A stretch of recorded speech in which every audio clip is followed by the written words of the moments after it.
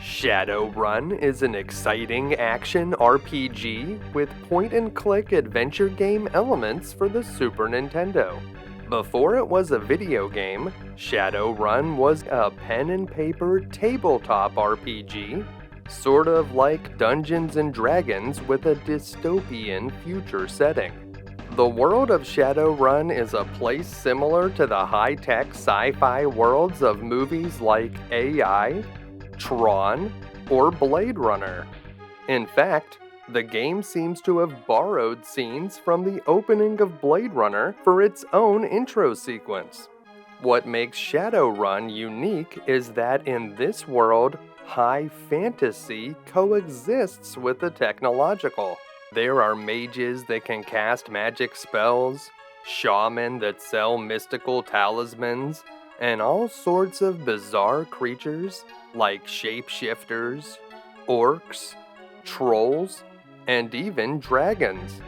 The Super Nintendo game uses many of the mechanics and ideas from the tabletop RPG and reinterprets them in a way that works for a video game. You'll upgrade your character using karma points, purchase better weapons and armor, and hire up to 3 additional AI-controlled party members to join you in battle. The game setting is filled with colorful characters to talk to, and features an impressive dialogue system that allows you to learn keywords that will unlock new options in future conversations. Talking to these characters is not just about gathering clues or absorbing the lore of the world. You'll find that learning critical keywords is essential to progressing in the game. Shadowrun for the Super Nintendo also has some elements from the point-and-click adventure genre. You'll need to carefully examine each location for objects to interact with or items to pick up. You'll often need these items to get new spells or open up new locations.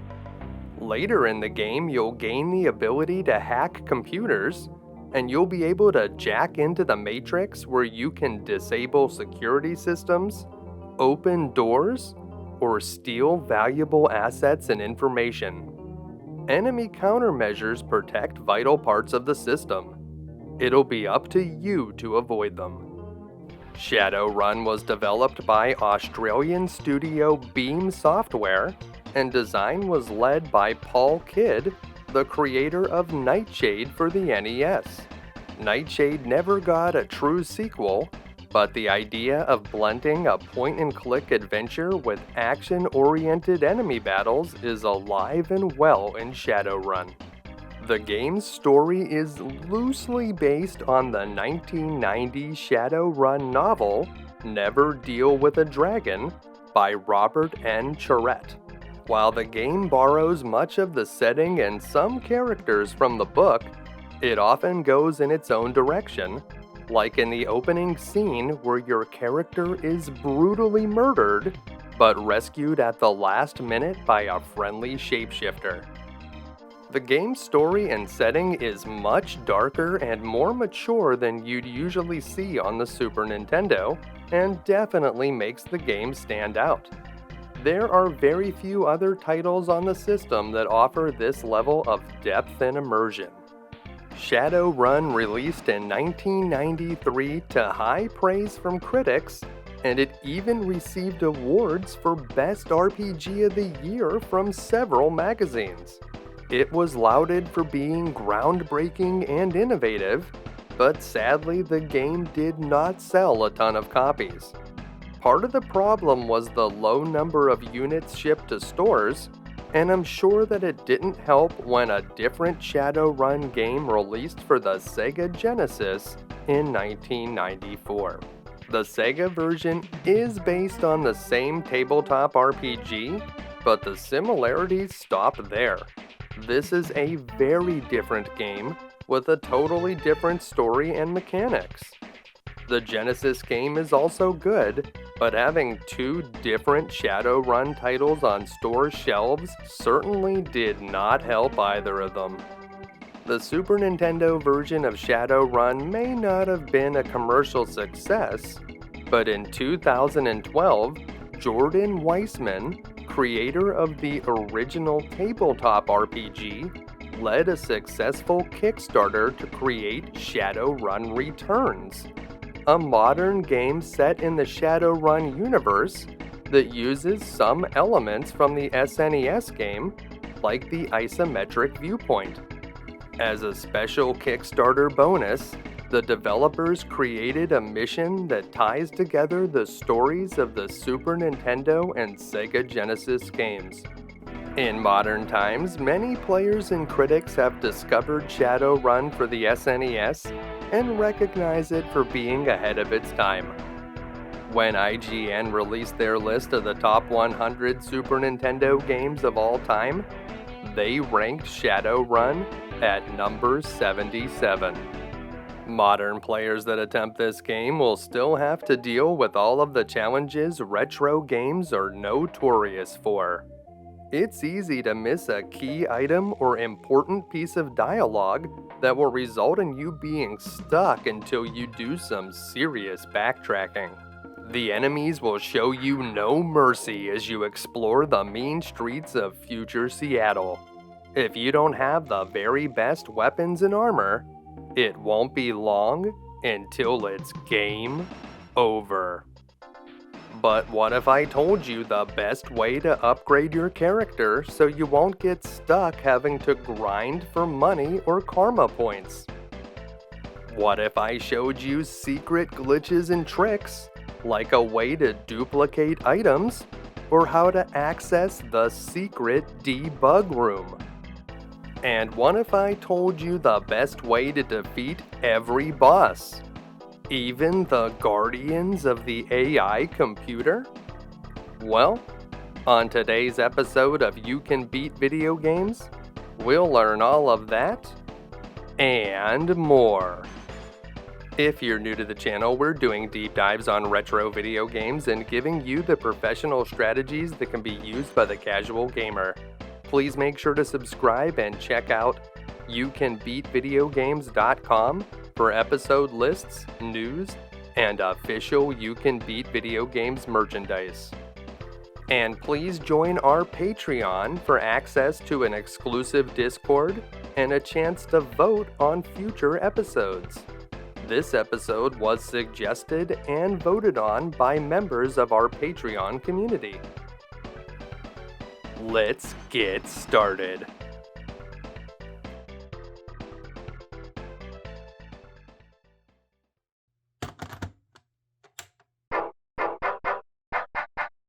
All right, Shadowrun. We're going to start up a new game. You already saw the scene where our character was gunned down in the street, so it's no surprise that we wake up in the morgue. One of the guys that works here doesn't think we look very dead, but he has some kind of futuristic paperwork to do, so he says we'll take care of him in the morning, and they shut the door and leave us for dead. Thanks to that friendly shape-shifting dog, we are definitely not dead, but as we roll out onto the cold checkerboard floor, we realize that our brain has been burnt and we have a serious case of amnesia. In our inventory is a matchbox from the Wastelands Club, and if we examine the slab, we can see that our name is Armitage J, and a bit of paper falls out. The paper reads Warehouse Number 5. You can pick it up, but once you've read it, you won't need it anymore. Something you will need is this scalpel over here on the left side. Toss that scalpel in your pocket and open up the refrigerator on the right to find a slap patch. The fridge on the left is empty, so we can just head on into the other room, and yep, we scared the morticians away. You'd think it would be a fairly common occurrence for a body to get up and walk off the slab. In this hallway, you'll find a doorway that is permanently locked. There's a lot of those in this game, so just make your way outside, where we'll have our first real conversation. If we talk to this guy with the spiked dog collar, he'll give us the firearms and hitmen keywords, and you'll see that now we'll be able to ask about those words in future conversations. Once you're done talking to this guy, you want to follow him because he's going to lead us to our first gun.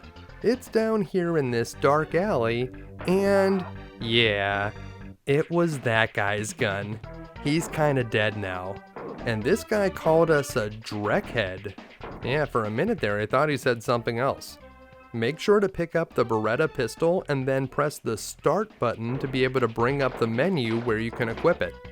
Now you need to press the A button to bring up the crosshairs, point them over the orc, and just keep blasting until he's dead. Whenever you examine his body, you'll find a set of armor, the leather jacket. The armor of 1 that the leather jacket provides will reduce all damage we take by 1 point. And over here, yeah, I have good news for you. In the future, you'll be able to talk to dogs. Pretty cool. And this dog will give us the dog keyword. The bad news is the talking dogs have scary red eyes. We'll see an ad for a cyber deck, which is something we can use to hack into computers, but we won't be able to do that until we fix our data jack. So make your way out of the alley, and we're going to head straight across back the way that we came. Out in front of the morgue is a very heavy metal looking fountain with a dragon spewing water over itself. And if you open up the corner here, we can release the dog that's running around inside. That dog will make a whole lot of noise, and then he'll drop the dog collar, which is an important item that we'll need later to unlock our magic abilities. Make sure to pick that up. And if we talk to this busy man, he tells us to get a job. Well, I don't like your attitude, guy. So guess what? You can just kill civilians in this game. You can lose karma points in this game for killing innocents, but we don't have any yet, so there's no real risk. And over here, a busy man casually reads the newspaper as if somebody wasn't just gunned down like 20 feet away. I guess that's just how things go in the future. Very few of the people that you meet outside have anything useful to say, but you should pay attention to anyone that you meet inside of a building. And in this familiar building, we see a dead body. Now, does it seem familiar because we recognize the guy? Or is it just kind of a normal thing to walk into a room and see a dead body in there? I'm not sure, but whenever we examine this guy, we'll find an important door key, which we'll need to get into our apartment. And if we head over through this door, yep, there's a kitchen filled with enemies in here, so yeah, let's just not mess around with that right now. There's nothing that we need to find in there. Outside, we'll see a sign that says this monorail station is closed for repair, but it must just be this one because when we head over here to the left, we can see that the monorail itself is definitely still running. Watch out for snipers that will attack you, and this guy had 10 new yen, which is the currency in this world. Surprisingly, in 2050, it seems that people have gone back to carrying paper money. In this first room on the right, you can find some enemies to fight, and most of the other doors here are numbered. This one is numbered 6, and that's the number on the key that we found, so we can use that key to open up this wooden door. Inside, we'll find Jake's apartment, and that bed is our first save point. Before you take a nap, make sure to pick up the shades and put them on. We'll need to be wearing those before the morticians will talk to us. Over here, we can get the messages on our video phone. It seems that in 2050, people have abandoned cell phones and started using on-the-wall payphones instead. If we open up this filing cabinet, we'll find 20 new yen. Not bad. We'll also find a phone number for someone named Sassy, but we won't be able to use cash on the phone. We'll need something called a cred stick before we can use it. If we use the bed, we'll be able to save the game. We don't have any karma to spend yet, but you'll notice that whenever you use the bed, it completely refills your health. Later in the game, sleeping in a bed is also the only way to refill your magic points, but we don't have any spells just yet. If you die, you'll have to go back to your last saved game, so make sure to save frequently. Now that we've had a rest, let's head over to the game's first bar. It's a seedy looking place called the Grim Reaper Club, and it's right around this corner. With a name like the Grim Reaper Club, you'd think there'd be a lot of tough characters here, but let's see what this place is actually like. If we talk to the club manager, it turns out that he knows us, and he also knows that our favorite drink is iced tea. Wow, I think chocolate milk might be a tougher drink than iced tea. What does your wife drink, Jake? Straight shots? The Jamaican dude wearing the green dress with the bright yellow shoulder pads can't be bothered right now because he's using the phone. And this guy over here has had a pretty bad day and just wants to relax and unwind. The club manager has prepared us a refreshing iced tea, and we can pick it up over here at the bar. Now that he's served us our soft drink, the club manager will have some new things to say to us, so make sure to talk to him again. You'll be able to learn a bunch of new keywords, including hiring, which is the term that we'll need to be able to add party members to our team. In fact, if you happen to have an extra 500 new yen lying around, there's a Shadowrunner in this very club that we can hire. But first, let's talk to this busy man who says that we look troubled, but by the look of this guy's eyes, he may have consumed several iced teas before we got here. It turns out that this guy is a retired street doc, but I don't think I would want him operating on me. We are going to eventually need to find a street doc though, but a better one than this guy. It seems that after we were shot a few hundred times at the beginning of the game, some of our hardware is damaged, and it would also be nice to have a few upgrades. This tough-looking character is Hamfist, and he is a decker. If we hire this guy, in addition to fighting for us, he can also help us jack into computer terminals, but there aren't very many of them here at the beginning of the game, and 500 new yen is a very high price to pay at this point in the game. I am going to show you some tricks to get more money. Hamfist is definitely worth it if you have the cash. The next thing we need to do is give the iced tea that we got to this club patron. Once he drinks it, he'll suddenly become very talkative. Talking to this guy will yield the tickets keyword, but when you ask him about it, we'll get several more important keywords, Maria and Grinder. Yep, that's one thing that this game probably got right. They still have Grinder in 2050. When you ask him about it, you'll get the Lone Star keyword. We'll need that keyword to get the Lone Star badge. If we talk to the right people, the Jamaican will eventually stop using the phone and we'll be able to talk to him, so we'll have to come back here later. But for now, exit the club and head over into this small building. There are just some enemies and no important items in this first room, so you can just leave that one alone. Out here in the hallway, there's a couple park benches and a broken phone, so not a very good sign so far. But in this room, we can meet a businessman. This guy looks like he's had a botched lobotomy, perhaps performed by the retired street doc that we met over at the Grim Reaper Club. But if you ask him about hiring, you'll learn the negotiate keyword, and we'll need this keyword to be able to get the negotiation skill later. If you ask him about firearms, he'll sell us grenades for 100 new yen each, and if you ask him about Lone Star, he'll sell us a Lone Star badge for 150. We don't have enough money right now, but there's a trick we can use to get some. Stand next to the businessman, select the leather jacket from your inventory and choose the give option. Now quickly mash the start button and hopefully you'll return to this menu.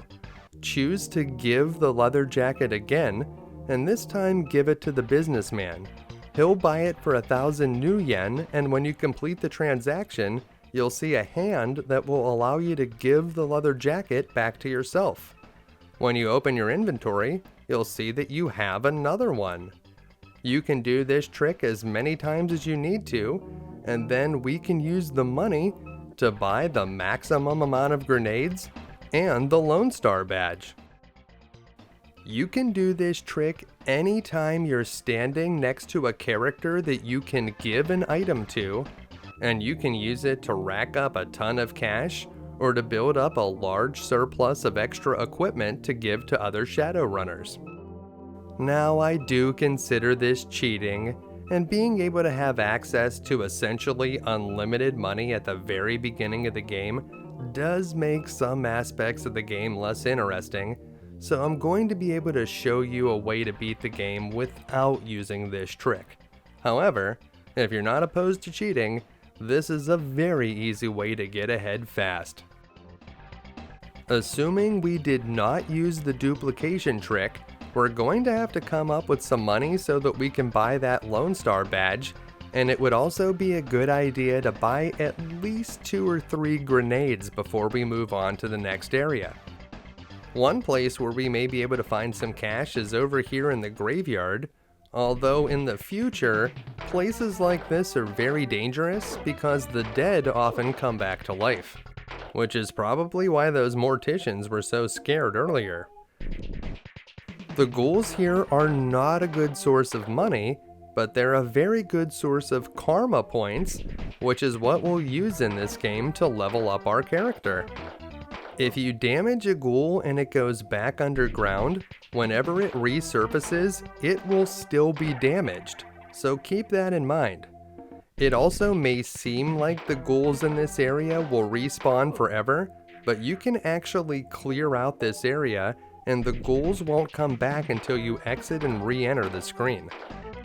Each time when you come back, the ghouls will have more hit points, so eventually they'll become very difficult to defeat. So you don't want to keep clearing out the graveyard forever, it'll have diminishing returns. As you earn some easy karma points by fighting the ghouls here in the graveyard, you'll notice that there are 4 crypts here, but they each have a locked door on the front. You may have also noticed some cries for help. There's one right there. Well, that's because there's a character that's injured in this crypt, and it seems that something sharp could open the lock, like the scalpel we found in the morgue. So use the scalpel on the crypt door and you'll be able to get inside, and there's an injured shaman inside. We need to use the slap patch that we found in the morgue's fridge. You can carry up to 6 slap patches and we'll be able to buy them later in the game, but we want to use this one right now to help out this guy, whose name is Chrome Coyote.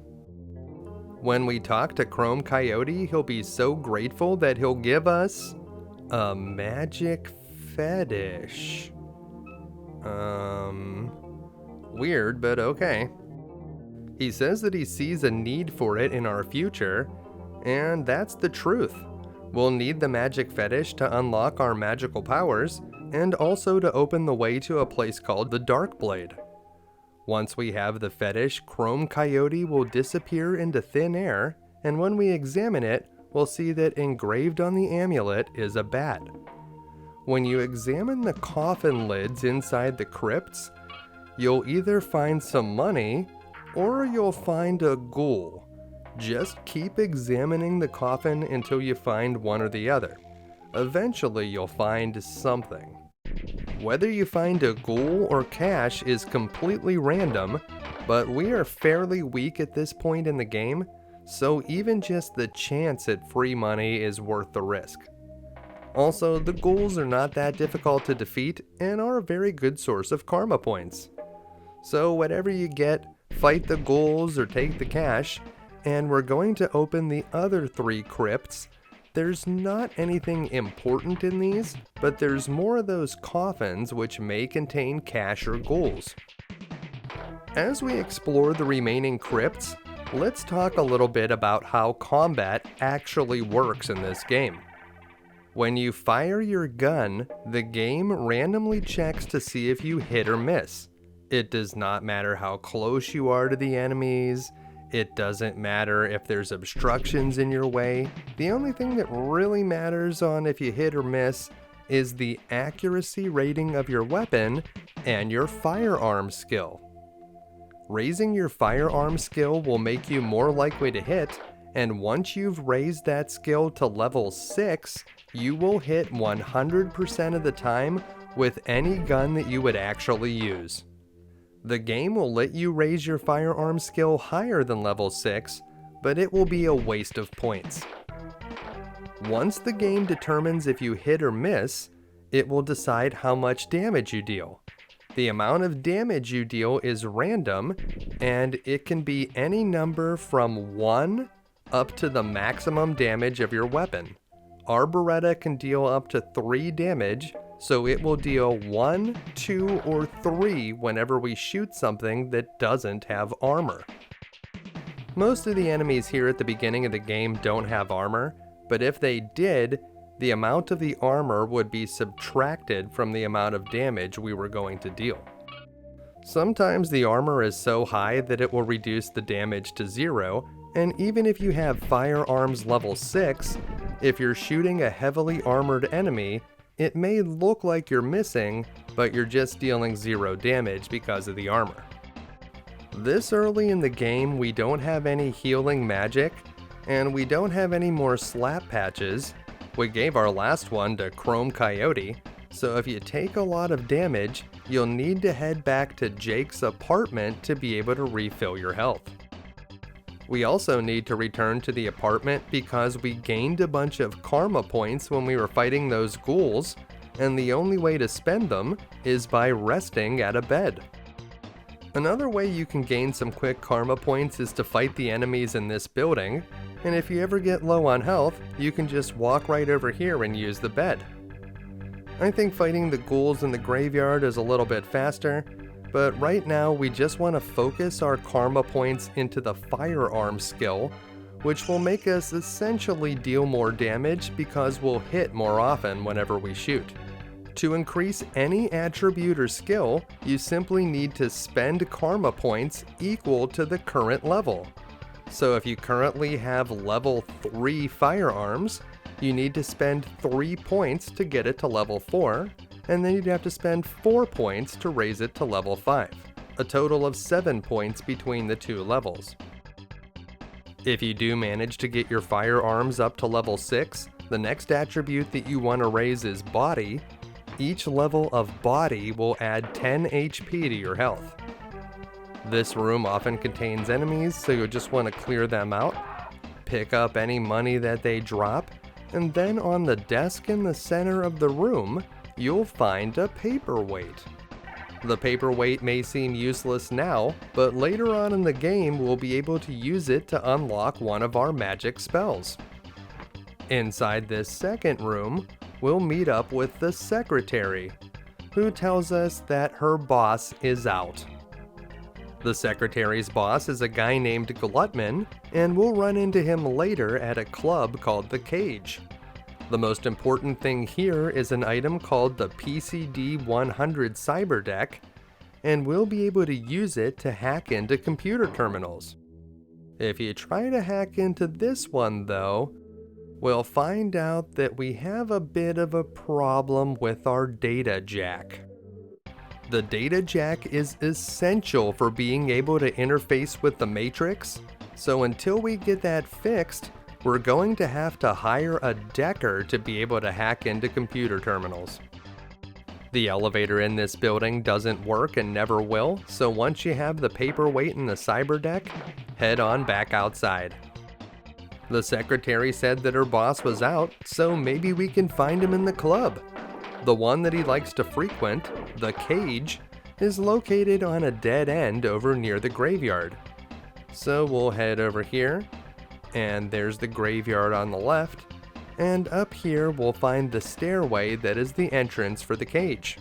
Before we go in there though, we'll check over here on the right. Sometimes there's an enemy on top of that building. Unfortunately, we can't get into the cage right now because there's a concert going on inside and the heavy bouncer in front won't let us in without tickets. Unfortunately, the show is sold out and we don't have a whole lot of cash. We're going to have to figure out a way to get the tickets, but we may have to get a bit creative. Outside, we can check and see if this enemy is spawned yet. Nope, but we can just go back inside and then head right out again. Let's see if he's there this time. Alright, there he is. So there's a hitman up on top of the building here, and he's not that difficult to kill, but this guy actually drops a significant amount of money compared to the other enemies in the game. You can see he dropped 60 new yen this time. Without using the item duplication trick, this is the easiest way to rack up money here at the beginning of the game, so you'll want to collect up enough cash to buy a few grenades and the Lone Star badge. So I recommend having at least 350, if not 450 before moving on. If you take a bunch of damage, head back to Jake's apartment to use the bed. Did you ever notice that there's no toilet in Jake's apartment? Yeah, I have bad news for some of you. In the future, only the wealthy elite can afford toilets, so you won't see a single one in this entire game. Even in large office buildings, it seems like people just go outside. Once you have the cash that you need, make your way back to the businessman's building and purchase the Lone Star badge first, then spend any remaining money that you have on grenades. The more grenades that you can buy, the easier the next area will be. I think I spent about 15 minutes farming money here, and by taking those 15 minutes now, we can potentially save hours when we get to the car yards. You'll see what I mean when we get there. In any case, once you have the Lone Star badge and as many grenades as you can grab, we're going to make our way back to the morgue. The morticians here will think you're the walking undead if you don't have your sunglasses on, so make sure those are equipped, and they won't give you the time of day unless you're a police officer, so that's why we needed the Lone Star badge. Now, we haven't equipped the Lone Star badge yet, so you can see what these guys would say to you without having it on. The guy with the brown hair doesn't have much to say no matter who you are. You'll get more results by talking to the gray-haired mortician. It seems that this guy likes our shades, but he's not going to open the locked filing cabinet until we equip that Lone Star badge. So go into your inventory and simply use the Lone Star badge. I'll tack it onto my pocket, and then talk to the mortician again. This time, whenever we mention grinder, he'll ask us if we want him to pull the file. Say yes. After this brief discussion, you'll notice that the filing cabinets are open, and inside, not only will you find the tickets, but we'll also be able to get a cred stick. The video phones that we've seen in several locations don't take cash. You can only make calls if you have a cred stick. Luckily, this one seems to be preloaded with money, so we can make as many calls as we want. Nice. Once you have the tickets and the cred stick, if you talk to the mortician again, he'll tell you a tale about a dead body that came back to life and walked out of the morgue. Huh, really? You don't say.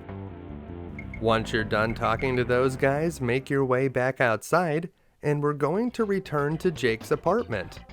Now that we have the cred stick, we can use the phone there to make some calls, and we're kinda low on health, so it would be a good idea to use the bed and save the game while we're at it.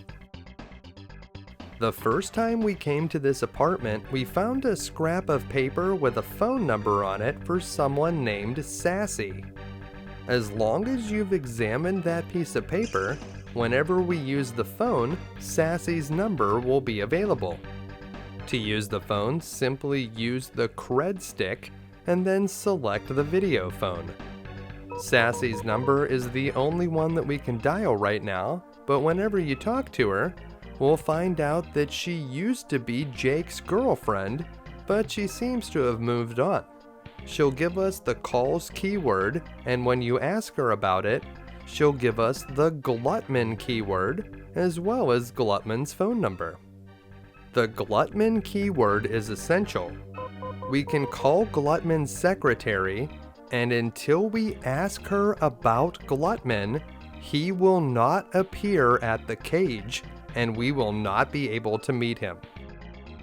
You can ask the secretary about Glutman over the phone or in person, but it's certainly more convenient to just give her a call. From here, we're going to make our way back to the cage, but be warned, once we meet up with Glutman, we're going to move on to a new area, and we will not be able to easily come back here for some time. So make sure that you've done everything that you want to do in the 10th Street area, or you won't be able to do it until much later. Watch out for the enemies that attack you from open windows or peepholes. You can take them out if you want to earn karma points. Most of them will not drop money.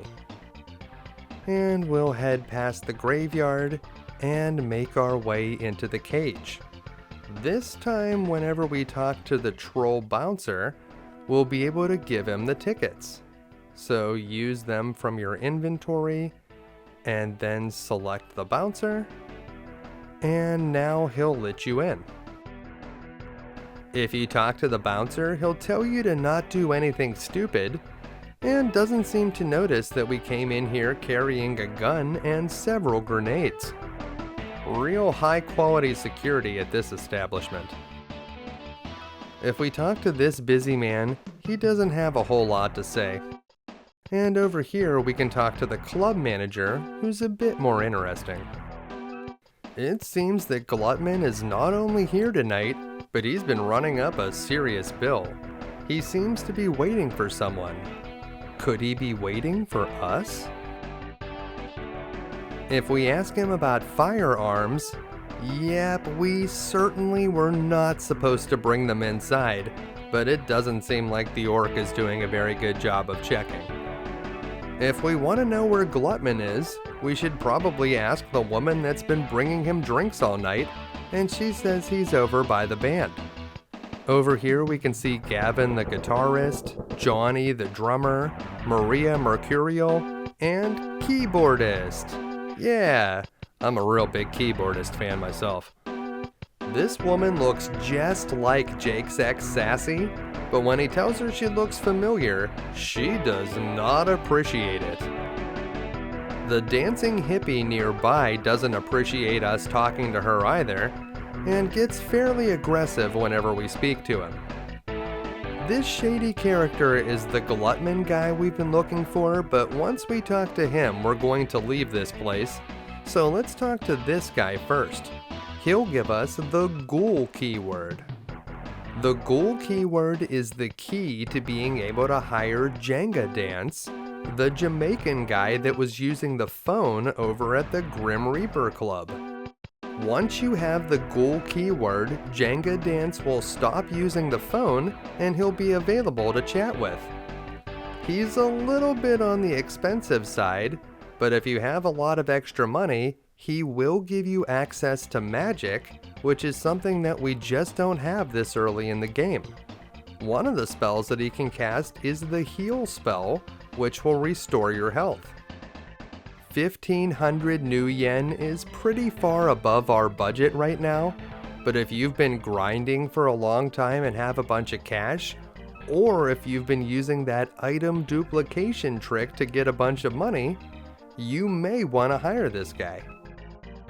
If you don't have all the money in the world, but you really want to hire a second party member, Hamfist, who only costs 500 new yen to hire, is probably the better deal. Either way, we're not going to hire any Shadowrunners right now, so we're going to head back to the club and actually meet up with Glutman this time. Glutman seems to know Jake pretty well, so maybe he can fill in some of the holes in our memory. We'll head over here and say hello to this shady character. Well, Glutman has some answers for us, but they're not the ones that we were hoping for. It seems that people want Jake dead because he has some kind of advanced technology built into his head. Yeah, it's going to be kinda hard to get that out of there, but Glutman says he can help us. I certainly hope we can trust this guy, because shortly after speaking with Glutman, we're blindfolded and taken to another location. He tells us that it isn't 5-star, but we'll like it. Yeah, I sure hope so. The area that we're going to is called the Car Yard, but before we get into that, I wanted to point out that it's a bad idea, but you can sell your Beretta pistol to the businessman for 200 new yen, leaving yourself unarmed. It's also possible to make 2 calls in rapid succession so that you can move fairly far away from the phone and you'll actually see Glutman appear at the club after you talk to his secretary. So we made 2 calls in a row. We're going to cancel out of the first one, and then we'll make the second one, and you can see Glutman's not there right now, but whenever we ask her about him and then leave this conversation, he'll just appear in the chair. Pretty weird. But that's not what I wanted you to see. If you talk to Glutman and you don't have a gun, he'll have a different message for you, and he'll give you a weapon called the Zip Gun. The Zip Gun deals a maximum of 3 damage like the Beretta pistol, but it has an accuracy rating of 0 instead of 1, making it the worst weapon in the game. As you can see here, the Zip Gun is not a good weapon, but if you simply must have it, the only way to get it is to either sell off your Beretta or give it to another Shadowrunner. In any case, I recommend that you keep the Beretta. It will make this part of the game a little bit easier. As we get started here in the car yards, we can save our game at this bed surrounded by a pile of trash. This is going to be our base of operations for most of the game, so get familiar with that bed. Outside we'll find a shanty town built from derelict vehicles and lit by burning garbage cans. When we talk to this gang member that looks suspiciously like the secretary from the Glutman building, she tells us that this place is lorded over by a fascist monarch that simply goes by the king. Oh, and one more thing. The only way to get out of here is to pay the king a large sum of money or defeat him in combat in the local battle arena. Great. This ex-member of the Blue Man group is more interested in what's going on in cyberspace than what's happening here at the car yards, but it's not like you can jack into a computer around here, so I don't know what he's so concerned about. This random heavy dude already knows our name, and when we talk to him, he gives us an interesting keyword. It seems that a guy named Drake is the one that put out the hit on us. This street scum will give us the new yen keyword if we ask him about the king. The new yen keyword could be useful in finding ways to make money. On the other side of the street scum, we'll find the street dweller. It looks like she's wearing one of those sleep masks, so we probably woke her up from a nap. In any case, she doesn't have anything very interesting to say, so you can just let her get back to sleep. Down here in this corner, we can meet a little boy who's also the local doctor. He says that we're in big trouble, and he explains the situation here in the car yards. It seems that our good friend Glutman probably was paid a nice fee to drop us off here. If this kid can cobble together 1,000 new yen, the king will let him go, but Jake is worth a good bit more, and we're going to need 4,000 new yen unless we have the negotiation skill. 4,000 new yen is quite a bit of cash, and I'd rather not give that money to a fascist dictator like the king, so the other option is to battle him in the arena. But when we talk to the guy, we can see that he is a ferocious looking orc.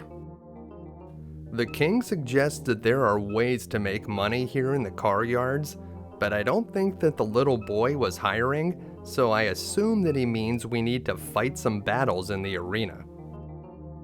The good news is the first few fights in the arena are actually pretty easy, but the bad news is those ones don't pay that well, and you need to survive to some of the later fights to see good profits. If you need to raise your firearm skill, you can find enemies over in this area to fight, and they'll constantly respawn if you leave and re-enter the screen.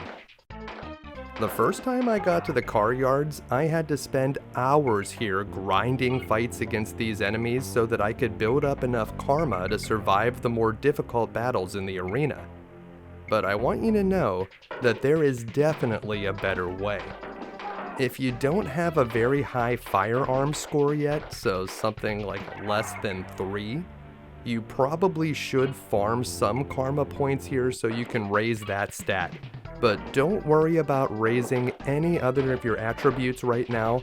If you can get your firearm skill up to level 5 or 6, you'll be well equipped to beat the early battles in the arena. You'll notice that these enemies will also drop some money, so make sure to pick that up. But it's going to take quite some time to build up 4,000 new yen just fighting those guys. So let's head over to our garbage bed, save the game, and check out that battle arena. We scraped together a few karma points, so we'll spend those on firearms to bring it up to level 4. That's a little bit low, but we have a few tricks that we can use to make the first couple fights in the arena very easy. Head out from where your bed was and go up and to the right to find the arena. Whenever you talk to the owner, if you ask him about almost anything, he'll ask if you want to fight. However, if you ask him about negotiation, he'll offer to teach you the negotiation skill for 1,000 new yen. We don't have the cash right now, so let's fight the first battle. This gang member did not get the memo that said you were allowed to bring guns into the arena. He only uses a melee attack. So keep him running around this burning barrel until he gets hung up on it, and then you can just shoot him at your leisure. He won't be able to get you. So just a few more shots and this guy will be history, and we'll be able to win our 300 new yen prize, plus 3 karma points. Not bad. That first fight was a joke, so let's try the next one. If you head straight down whenever you fight this heavy dude, he'll do more walking around than shooting. This will allow you to easily take him out. So target him and shoot him, and oftentimes he may not fire a single shot. We gained enough karma points from fighting those 2 battles to raise our firearm skill again, so let's head back to our bed and do that, and then we can save the game just in case. The first few fights here in the arena will be stopped by the arena owner if your health gets too low, so you don't usually have to worry about getting killed, but it's still a good idea to save the game. Now that we have firearms level 5, very few of our shots are going to miss. So let's head back to the arena, and this time we're going to be fighting another heavy dude, and this guy seems to be the brother of the one that we just killed. For this guy, I like to just stand in one place and start shooting at him. Yeah, we'll take a little bit of damage, and this guy has a few more hit points than the previous heavy dude, but now that we have firearms level 5, he's almost too easy. This next fight against the mage, however, is a good bit tougher. He fires a lot more quickly than the previous enemies. What you want to do is stand in this position. Take some shots at the mage, but what you're waiting for him to do is just stop moving. and you'll see that eventually he'll just stand there and he'll let you shoot him dead. As long as you're in the right spot, you should be able to win that battle with no problem. After winning the first 4 fights in the arena, you'll have accumulated exactly 4,000 new yen, which is just enough to pay off the king to get out of here. But paying off the king is for suckers.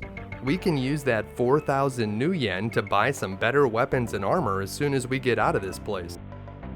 Instead, we're going to fight the king in the arena, and this battle is to the death, so make sure you save at the bed, and you may want to raise your body attribute a few points if you have some extra karma.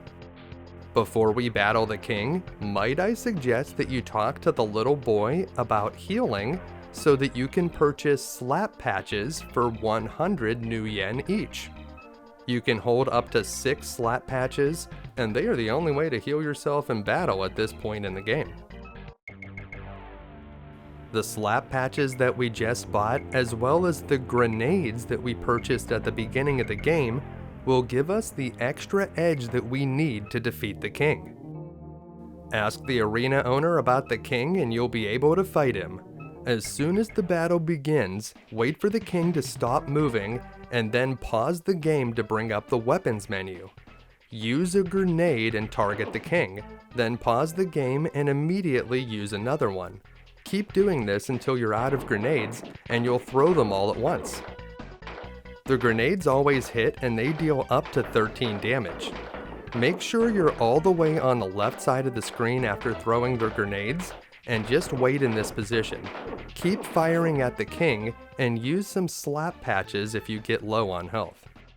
If you got lucky with the grenades, the king might just die, but you just need to survive until he runs off the screen to the right. So keep shooting him and eventually you'll see him run off the screen. So fire at the king, make sure to stay alive, use your slap patches if you need them, and that's what we were looking for. Once he walks off the screen, slowly move to the right until he's about half on the screen, and you'll be able to shoot him, and he won't shoot back at you. So just keep firing until the king goes down. It's really that easy. For our troubles, we'll gain 4 karma points, 3,000 new yen, and our freedom, which is something that you just can't place a value on. So that's it. The king is dead. Long live King Armitage. With the king out of the way, we'll use the bed to save our game, replenish our health, and we can also spend our karma points to finally raise our firearm skill to that level 6 that we've been looking for. And with that, we can blow this popsicle stand. Let's get out of here. As we walk back through the car yard, we'll notice that the king is no longer guarding the gate. However, all of these people that had grand dreams of escaping this place are still here. I guess that was all talk. Outside the car yard, there's a monorail station that can take us back to 10th Street or can take us to the downtown area. But before we head into there, let's hop into the local Sputnik Club and see what's going on. This happy customer doesn't say anything that we haven't heard before, but this friendly orc will tell us a good spot where we can buy some new weapons. Ask him about firearms, and he'll tell you about the place around the corner. He says that this place Vivian's only sells legal guns, but it sure seems like the government gave up on gun control after people started developing magic powers. This guy wants to make it abundantly clear that he is not for hire, although he is very interested in discussing the Matrix movies with us, especially the sequels. Not right now, bro. His blue-haired brother, on the other hand, says that we don't look too healthy and that we need to see a doctor, which feels kinda like a jab. If you ask him where to find a street doc, he'll tell you about a place called Ed's, but he doesn't give it the most glowing review. He does mention that Ed does data jacks, so it may be worth looking into. This guy's name is Dances with Clams. I can't make this stuff up. He's a fairly powerful mage, but he costs a lot to hire, and we need to save our money to buy some new weapons right now. Well, I guess he doesn't cost a lot of money, but he does insist on a 2,000 new yen donation to the Tribal Ballroom Dancing Fund. Yeah, we'll pass on that for now. Now, if you thought Dances with Clams was good, this guy's name is Orifice. Now, in the world of Shadowrun, most orcs and trolls weren't born that way. They were normal humans just like you and I, and at some point they experienced what they'll call an awakening or goblinization, depends on where you live, but they transform into an orc or a troll or whatever. So, I gotta know, was this guy's name always Orifice, or did he change it at some point? By any name, Orifice is a great value for only 500 new yen, but we're about to go to the store, so let's save our money for now. As we wander the streets of Old Town, we'll occasionally be harassed by shotguns that pop out of open peepholes, which you can shoot back at, and occasionally a hitman will pop out of a dumpster. But that's just part of life in these parts. This gang member says that she doesn't know us, but I think we at least met one of her sisters earlier. She says that if we keep hassling her, she'll call her boyfriend, and she doesn't have anything interesting to say, so we'll just leave her alone. Honestly, anyone who's out just wandering the streets in this area must be pretty tough, so it's probably for the best. And here is the gun shop. This woman is trying to pick out something to buy and wants us to know that she likes something a little bit bigger than a pistol. Yeah, I think I'm picking up what you're putting down. The shop owner is way too excited about guns and is doing some kind of talk like a pirate thing. You know, just like a real gun shop owner. If you ask him about firearms, he'll suggest that if you don't have enough money, he also accepts puppy dogs. I guess it's nice to have the option, but I don't think that really helps us out. The first thing we want to buy here is the mesh wire jacket, which will increase our defense from 1 to 2. This means that anytime we take damage, it will be reduced by 2 points, which is extremely useful. There are a number of weapons here, but the one we need to buy is the T250 shotgun. It costs 15,000 new yen, so you probably don't have enough money right now, unless you're willing to use the item duplication trick. Unless you can afford the shotgun, save your money for now. This is the talisman shop. When you talk to the owner, you'll get the talisman's keyword. If you ask him about the magic fetish, he'll tell you that he doesn't sell creepy stuff like that. Just wooden stakes and those sort of things. You gotta draw the line somewhere. Make sure to ask him about talismans so that we can get his phone number. It might be useful later. As far as the items that are for sale in the store, we don't need any of them right now, although eventually we will want to buy them all. The most important of the 3 items here is the wooden stake. We'll need that to defeat a boss. Until we have enough money for the T250 shotgun, we cannot afford to buy anything else. Outside of the talisman shop, a few persons are loitering, but you can't talk to them, so just make your way back towards the car yards. Take out any enemies that try to attack you as you're roaming the streets. Is anyone else surprised that the guy that was hiding in a dumpster had 20 new yen in his pocket? I know I am. And we're just going to head here around the bend, and as we walk by the monorail station, there's a street kid that we haven't talked to yet, so let's see what he has to say. This kid calls us a slick-looking geezer, and I can't tell if that's a compliment or not. Head back through the gate, and we'll be able to freely enter and exit the car yard now, so if you need to save the game, you can always come back here and use the bed. For now though, we're going to head over to the arena to do fight number 5. Just like the previous arena fight, This one is also against a mage, although this guy is wearing different colored clothes. This guy should be more dangerous, but now that we have the mesh wire jacket, the 2 points of defense that it provides will make this fight very easy. You can just stand in one spot and blast away. That guy was worth 3,000 new yen, and he dealt us a decent amount of damage, so we should go back and save the game before we do any more arena fights. The next battle is against a samurai warrior. This guy is pretty tough if you don't know the trick. He can shoot you from far away, but if you keep him close, he'll use a melee attack that deals fewer points of damage. So that's all you need to know for this one. Stand right on top of the samurai warrior so that he'll use his melee attack, and if he moves, you move.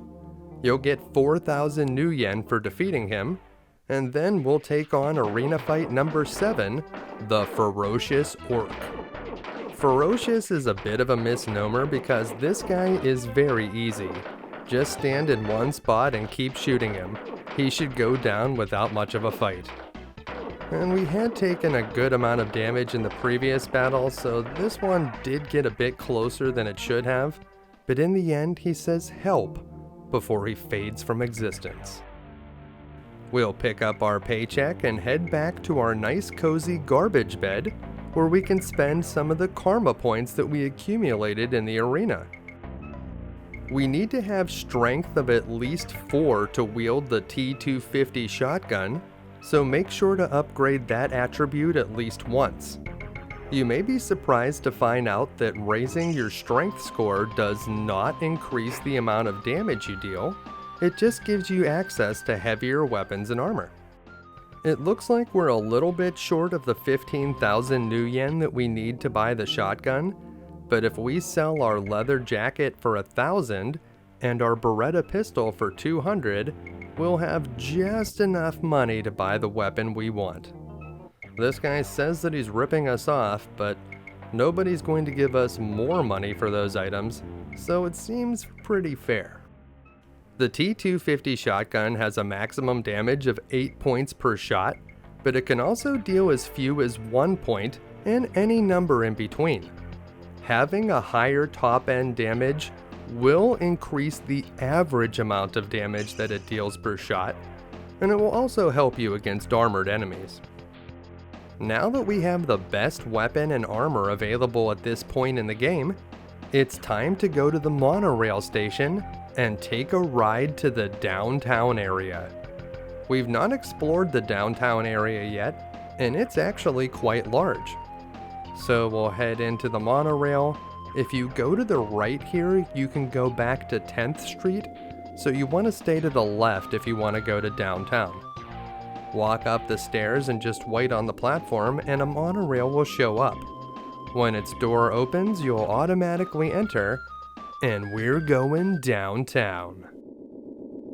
After a brief monorail cutscene, we'll arrive at Daily Station. Daily Station seems safe at first, but as soon as you walk onto the next screen, you'll be attacked by a couple orcs.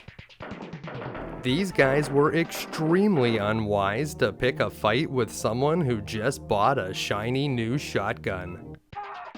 With his last breath, the orc on the right admits to being a member of the Rust Stilettos gang, so you know we're going to be meeting more of those guys. We'll pick up the money that they dropped, as well as this mysterious iron key. It's a small key, so we'll put it in our pocket, and as we head down the stairs, it's another one of those talking dogs. He reminds us that we need to seek the dog spirit, and we can follow him out of the metro station over here to the left. Once we get outside, we're attacked by another hitman walking precariously on a high ledge. We can take him out to get some money and karma points, and then we'll make our way to the left. The first thing that we want to do here in the downtown area is make our way to the local bar, the Wastelands Club. Once we get into the Wastelands Club, we are immediately attacked by a ferocious orc, so you get the impression that we're on the right track. Walk along this upper catwalk and eventually you'll find a stairway leading downwards. Is that the same band from before? What happened to keyboardist? Bring back keyboardist! Well, in any case, make your way downstairs and you'll find that the Wastelands Club is one of the best places in the entire game if you want to hire some Shadowrunners.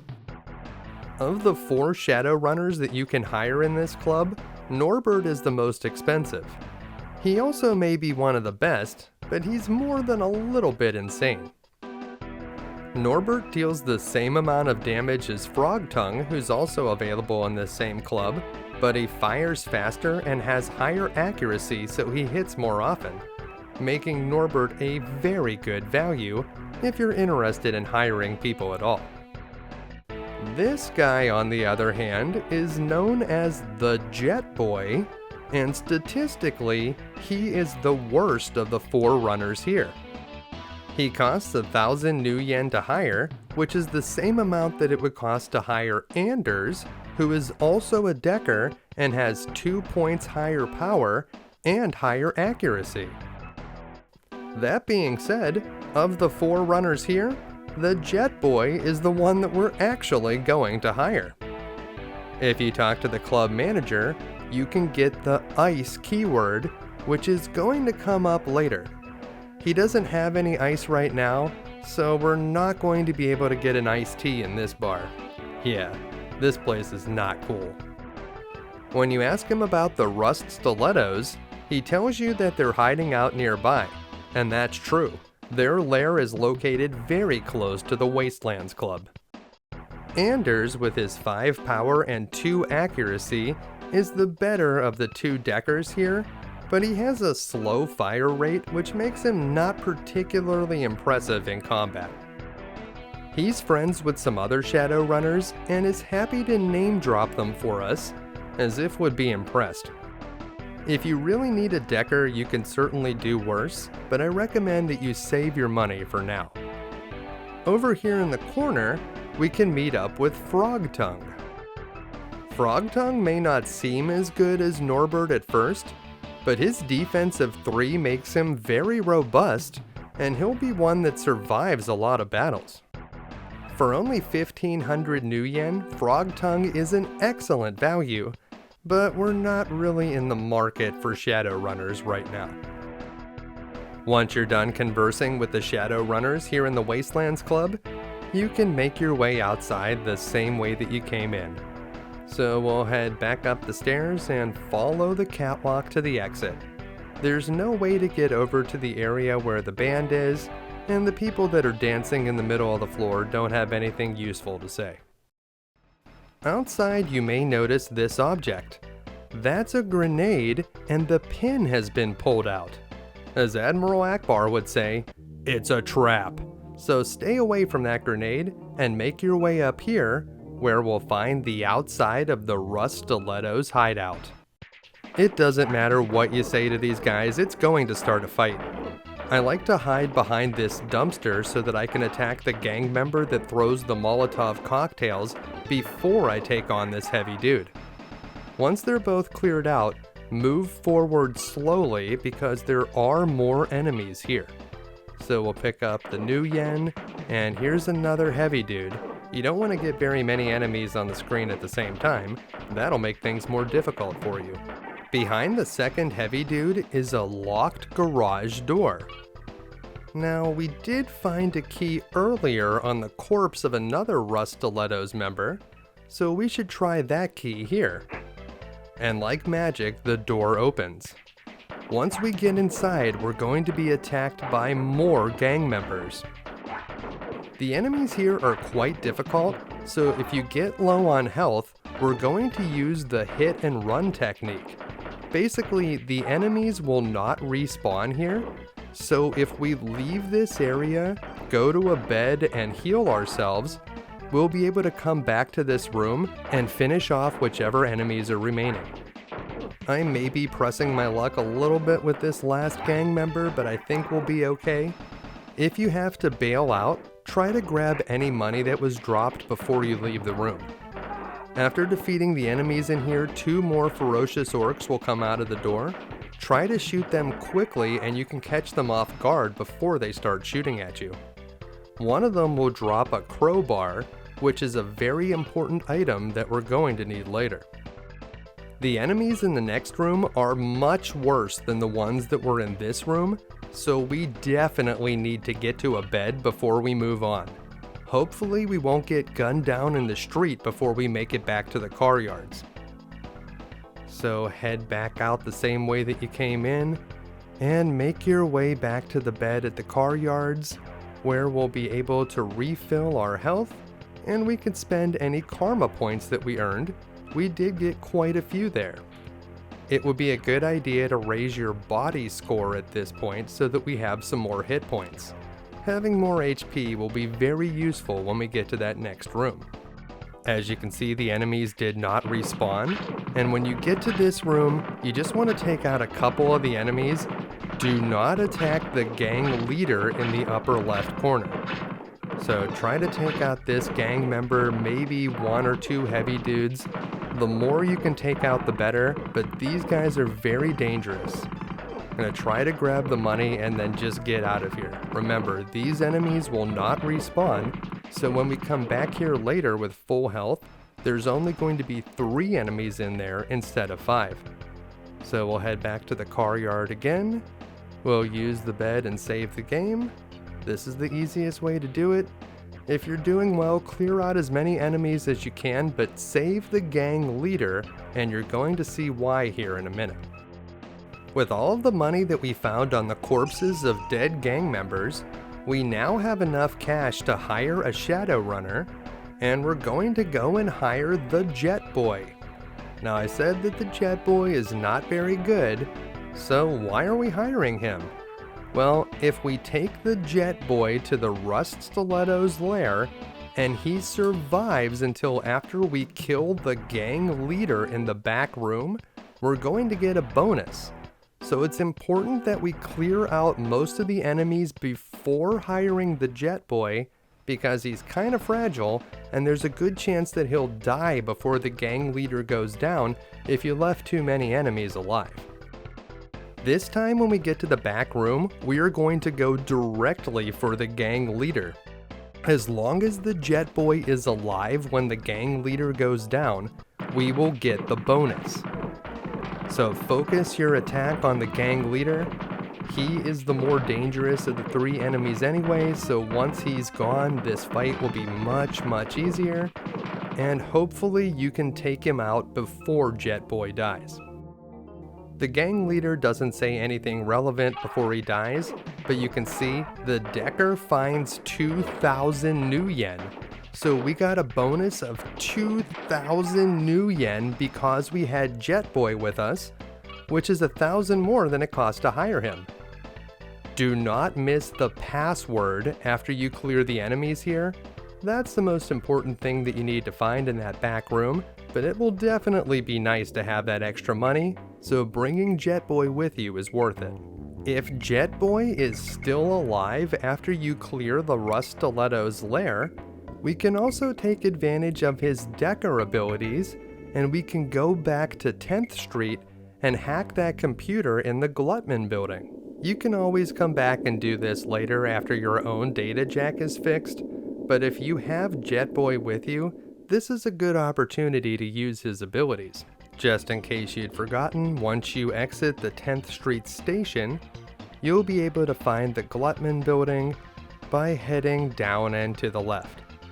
So just follow the street, and we'll cut across to the left, and then we'll cut across this area where the fountain is, right by that guy reading the newspaper, past the morgue, and over here, this is the Glutman building right through these brown doors.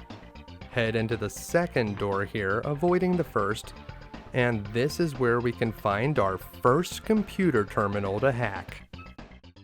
Examine Jetboy to bring up this menu, select his cyber deck, and use it on the computer. That will allow you to jack into the Matrix. Be careful when you're in here. If Jetboy dies in the Matrix, he will die in real life. If you follow this path, you should be fairly safe.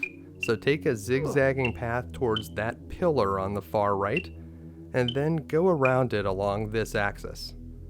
Once you've accessed the first one, step back out, and then access the last one to receive all of the data, and then you can press the X button to jack out.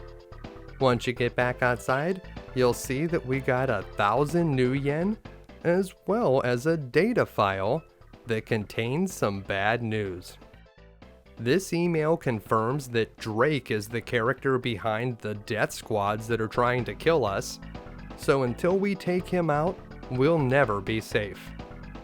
Once you have the money in the data file, make your way back out of the Glutman building, and while we're here, we can head back to the graveyard where we can find a magic talisman that we'll use later to get a magic spell.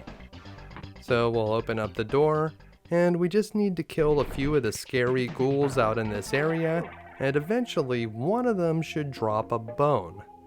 They always explode into a shower of bones when you kill them, but at some point one of them will remain, and there it is.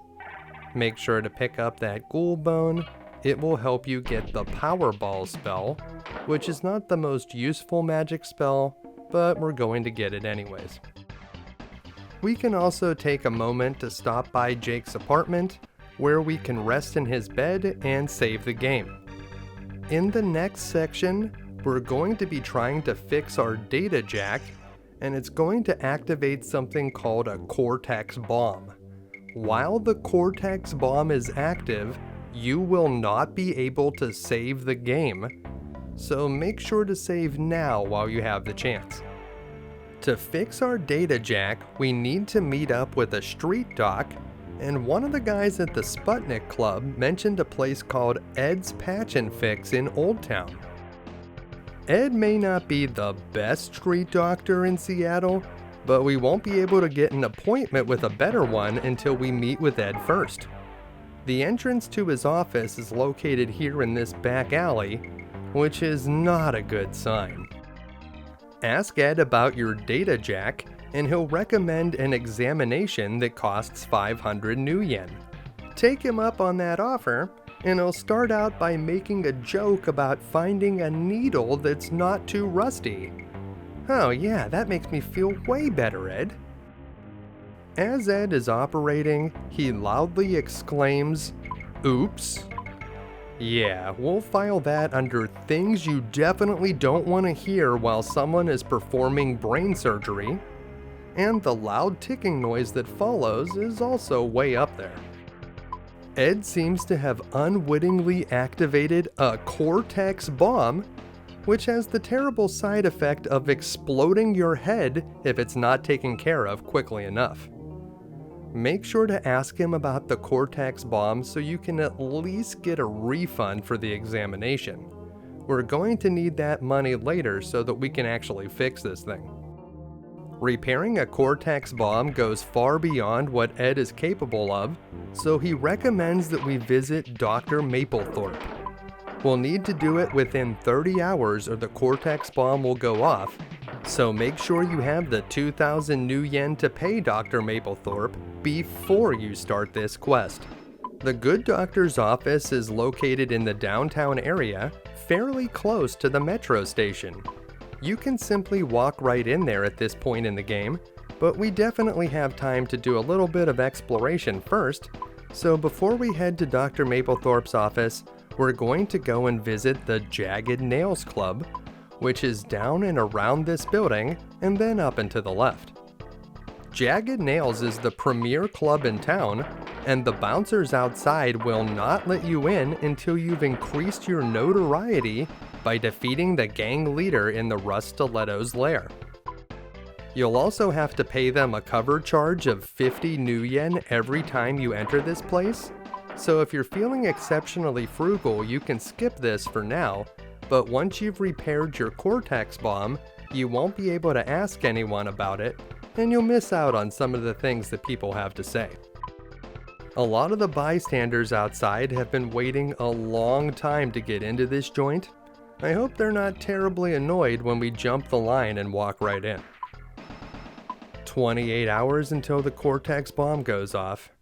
And the Jetboy does not want to accompany us inside, so we'll be doing this part solo.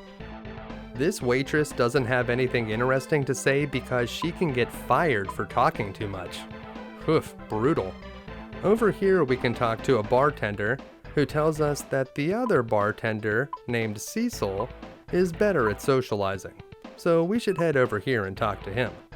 First, we can talk to this decker, whose name is Steelflight. Steelflight costs a pretty penny to hire, 5,000 new yen to be exact, but he's one of the very best Shadowrunners in the game, so he's certainly worth it if you have the cash. Of course, none of these guys want to join our party right now because we already have the Jetboy in our group, and with a charisma score of 3, we can only have one additional party member. We would need to raise that score by at least 1 point to have 2 party members, and you need to bring it up to 6 before you can have the maximum of 3. Spatter is a very inexpensive mage for only 2,000 new yen, but if he's on your team later in the game, he will turn on you. The bartender on this side, Cecil, will teach you the Kitsune keyword, and if you ask him about a street doc, he'll give you the phone number for Dr. Mapplethorpe. He will charge you 100 new yen for it, and you don't need the phone number to get into the doctor's office, but if you're trying to collect all the phone numbers, that's the only way to get it. There's a phone right over here, so if we use our cred stick, we can call Dr. Mapplethorpe's office right now. The secretary will tell you where the office is, which is right next to the Aneki Building, so that should be fairly easy to find. One of the most important characters in this club is Kitsune. She's up on the stage, but if you try to talk to her from down below, she'll teleport down to your level. Kitsune is the shape-shifting dog that rescued us at the beginning of the game, so we definitely owe her one. She's available to hire for 3,000 new yen, but more importantly, if you ask her about dog, she'll give us a very useful item, the leaves. We're going to need those leaves to unlock our magical abilities, so make sure to get those before you exit the club. In fact, the leaves are the last of 3 items that we need to get the heal spell. The other 2 items are the dog collar that we found near the fountain on 10th Street, and the magic fetish that we got in the graveyard. Now that we know where to find Dr. Mapplethorpe, let's make our way to his office. Remember, you're going to need 2,000 new yen to repair the Cortex Bomb, so make sure you have enough cash before you get there. If you've been following this guide, you should have plenty of money, but you definitely don't want to come up short when it comes to repairing the deadly Cortex Bomb. We'll take out the enemy in this peephole, and work our way back around this building over towards where the monorail station is. We've been exiting the monorail station from the lower left side each time, but if we exit from the lower right, we would emerge in an open air market area, and that's where we are right now. So you can see the checkerboard floor in the background. That will lead you back into the metro station, and as usual, the people outside here are not very interesting to talk to. Cut across the market to this area with the crosswalk, and take the crosswalk up and to the right. Once you get onto this screen, quickly move across the street. You can get hit by a car, and it will deal you a decent amount of damage. If you hurry across fast enough, you should be able to get by the cars before they spawn in. And we're just going to follow the sidewalk down here, which will lead us to a dead end, but this is the building we were looking for. It's very well protected for some reason, so take out the hitman enemies in the window, and then enter the door on the front. Before we enter the office, outside you'll find a dancing hippie, and when you talk to him he says, "Can't stop, the weasels are closing in." So yeah, that was definitely worth it. And we'll take out one more hitman enemy before we go into the office. And with that, we'll go inside. talk to the secretary and ask her about the Cortex Bomb.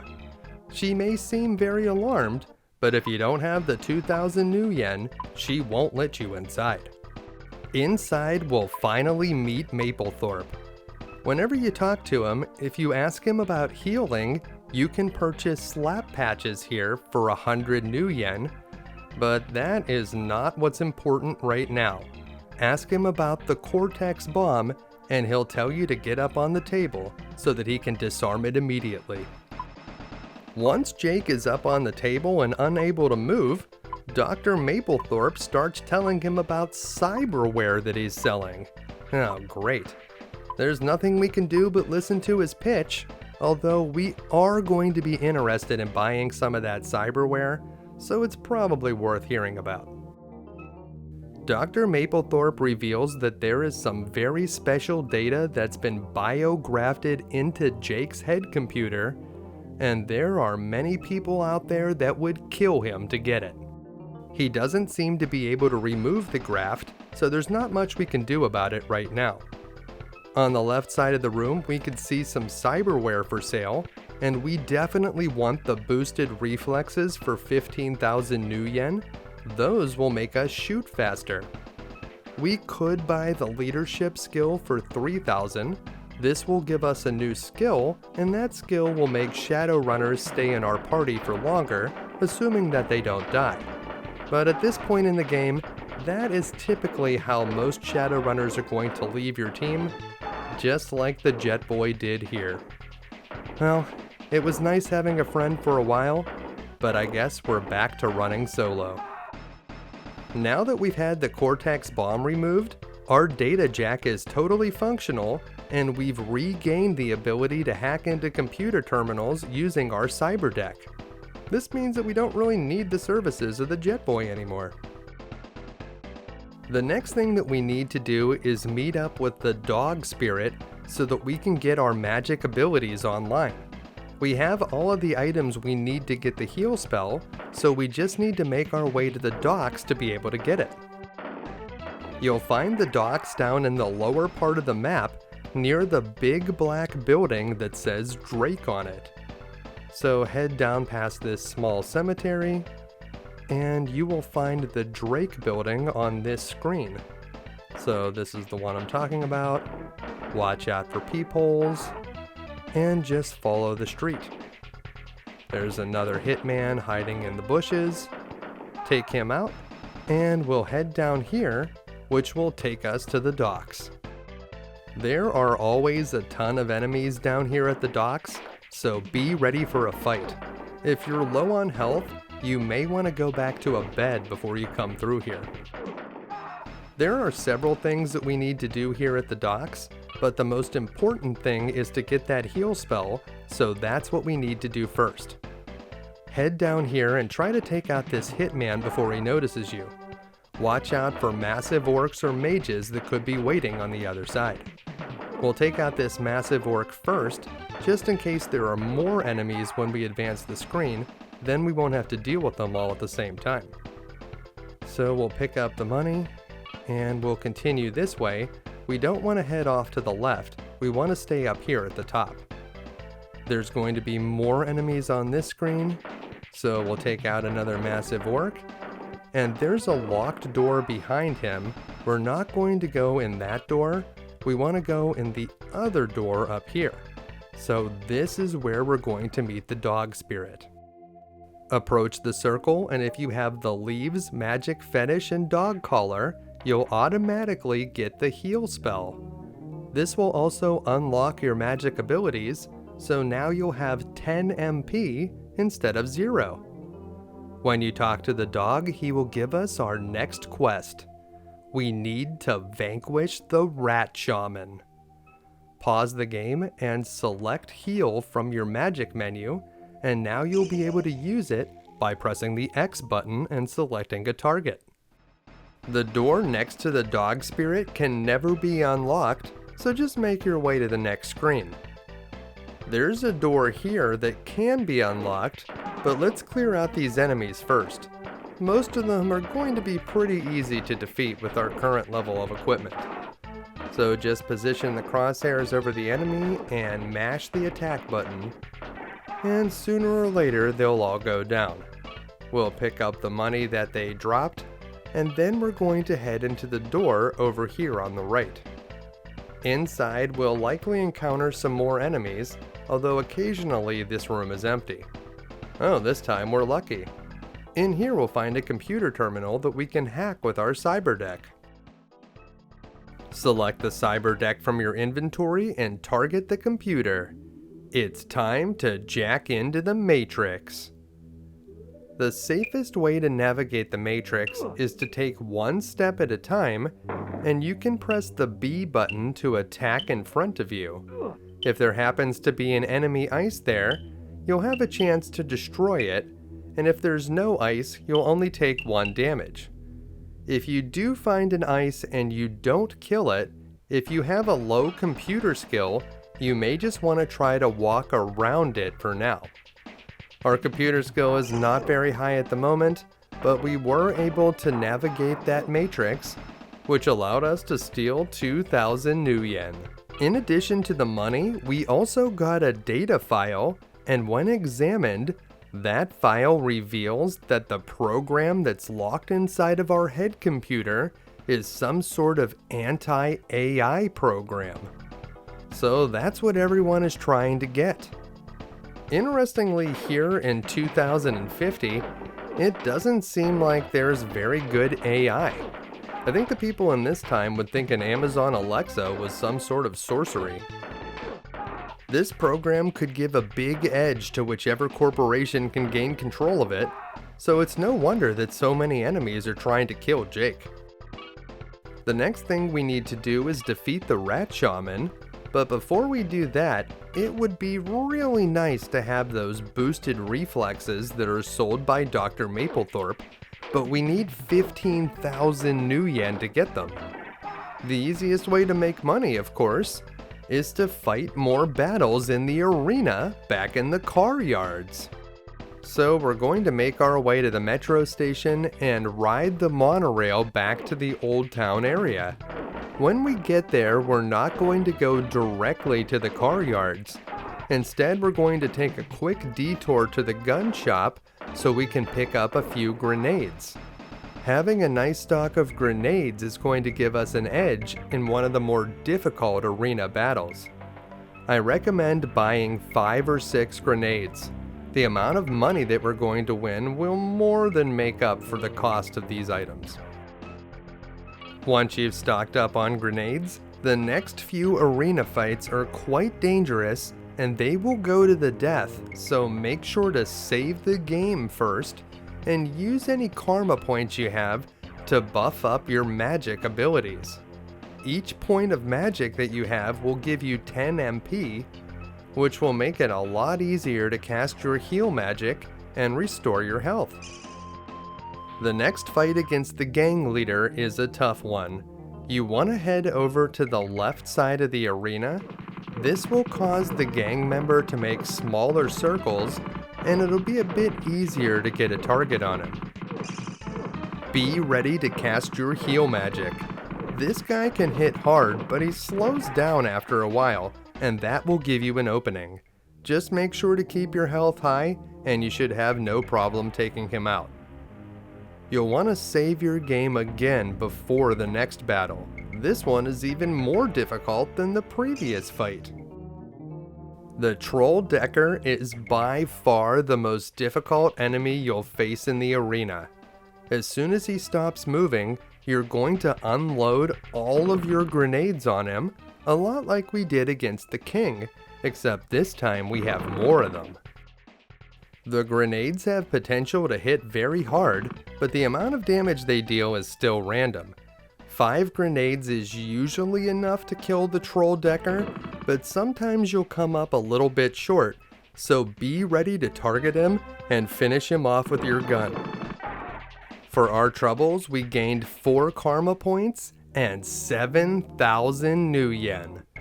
That leaves only one more fight in the arena, but before we get to that, let's save the game, and we definitely have enough cash to purchase the boosted reflexes, So let's go and do that next.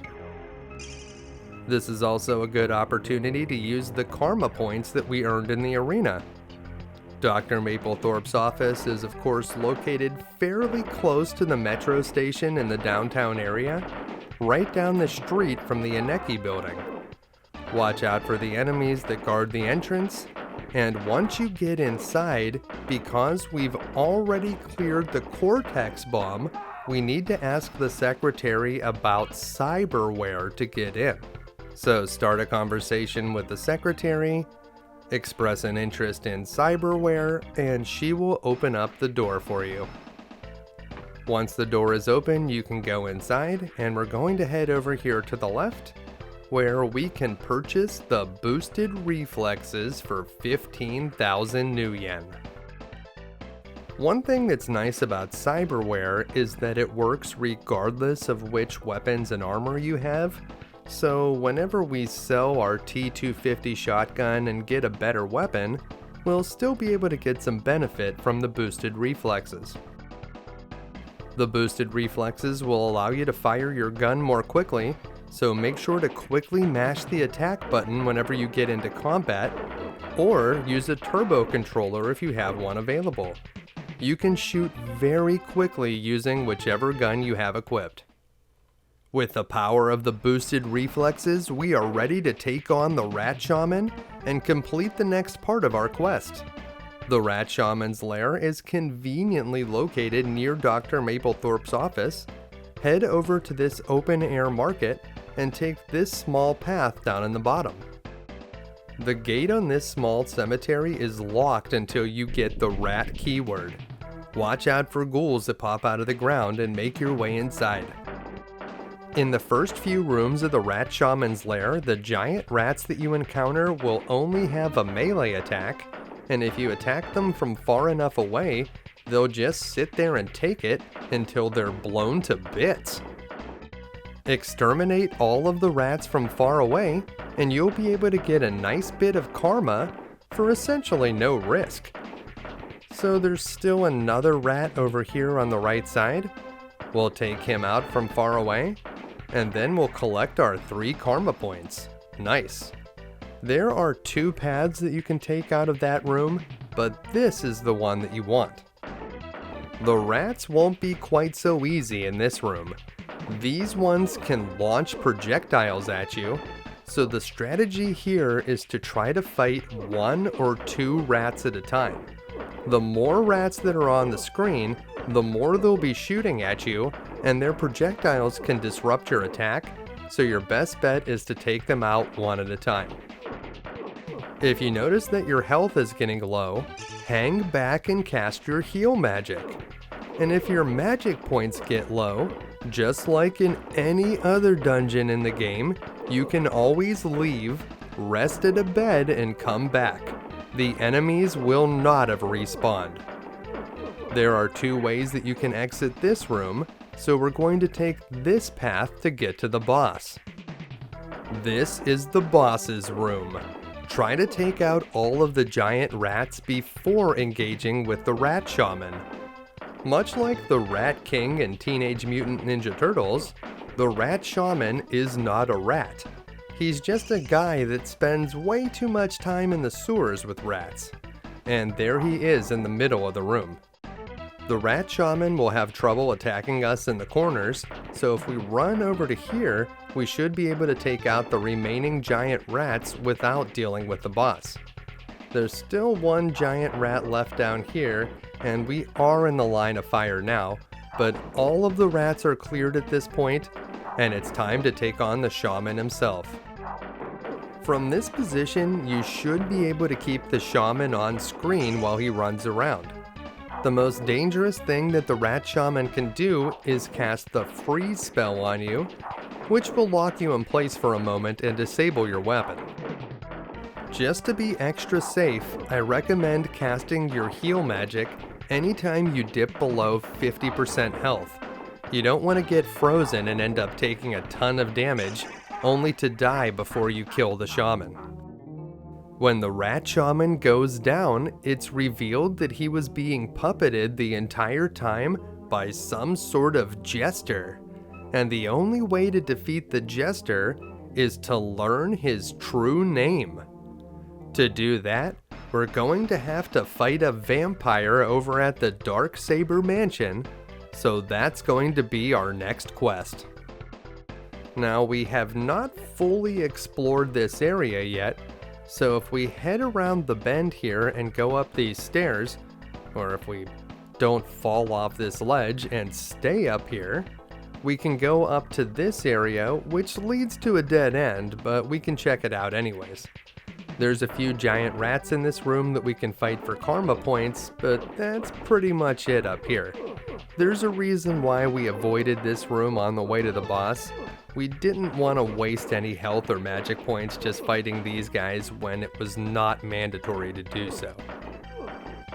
The rats in this room are actually quite mean, so unless you're really interested in the karma points, I recommend avoiding these guys and just heading out of this dungeon.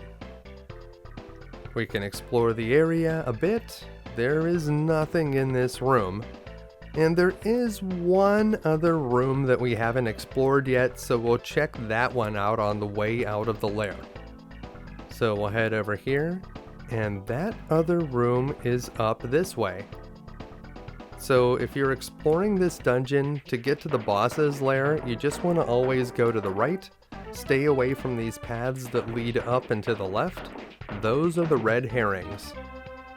In this room, there's a few more giant rats. Yep, you guessed correctly. There's a whole bunch of them up in this corner, and these ones are all the variety that shoot projectiles at you, so certainly be careful if you choose to come up here.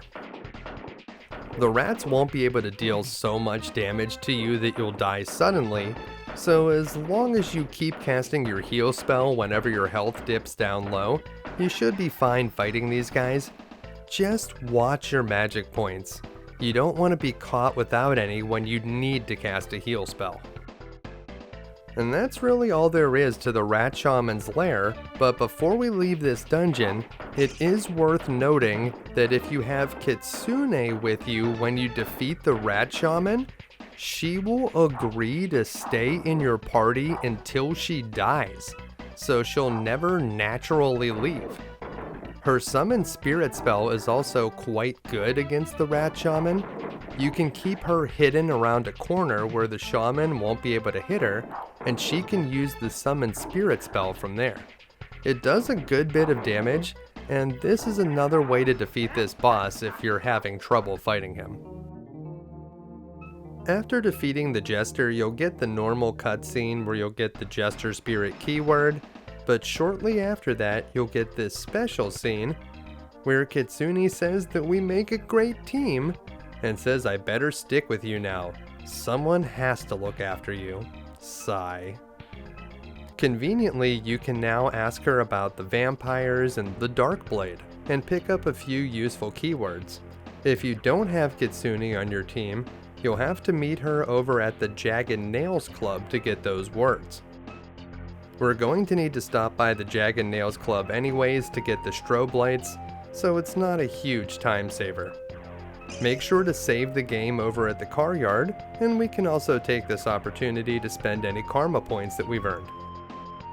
While we're here, we might as well finish the final fight in the battle arena. But before we do that, if you're interested in getting the negotiation skill, make sure to ask the arena owner about it now. It costs 1,000 new yen, but it can save you a lot of money if you're interested in hiring other Shadowrunners. Once you complete the last fight, the arena owner won't talk to you anymore, so that's your last opportunity to get that skill.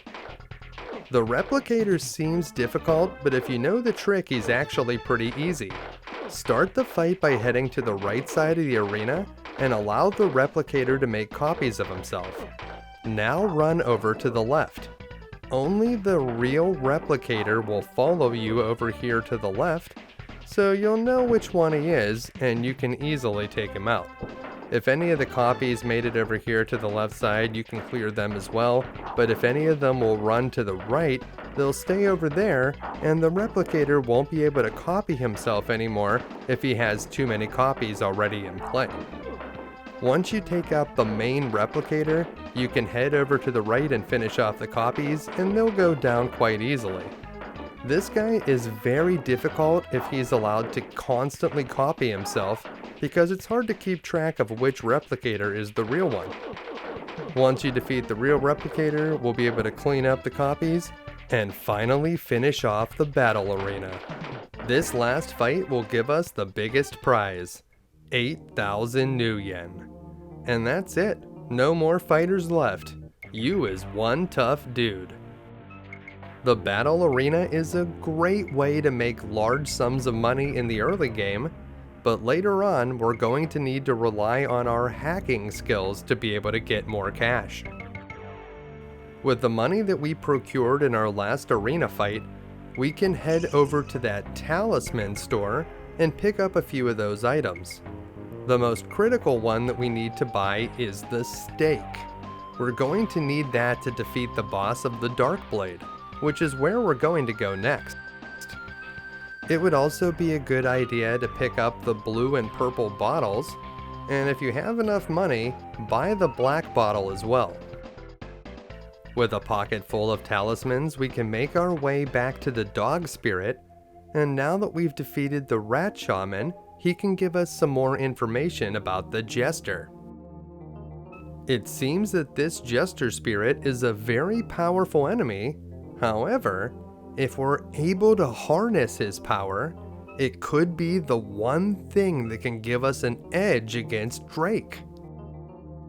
Drake is the most difficult boss in this game, so we're going to want any edge that we can get, and while we're here, we'll also gain the Powerball spell, assuming that we have the ghoul bone and the paperweight. I'm not a very big fan of the Powerball spell.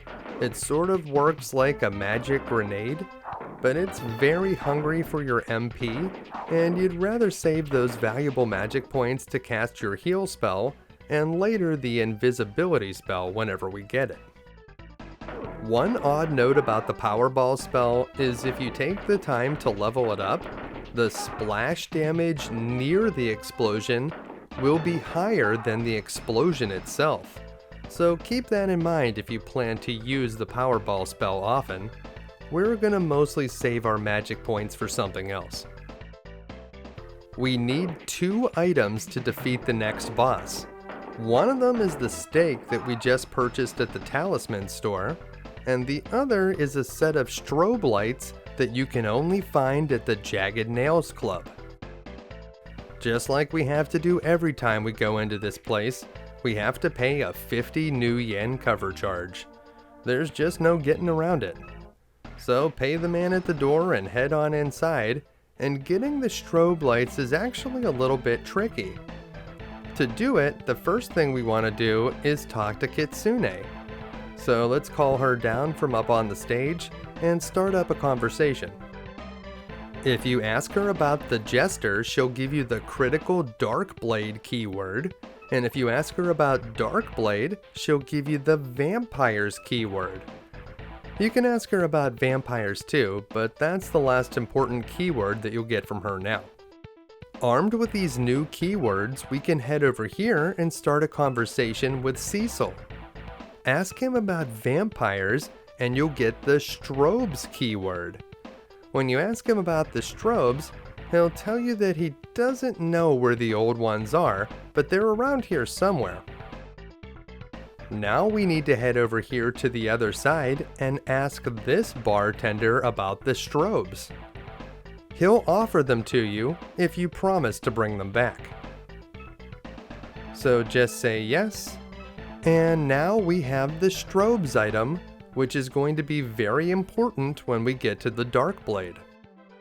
Now if we head over to where the Darkblade is, we still won't be able to get inside.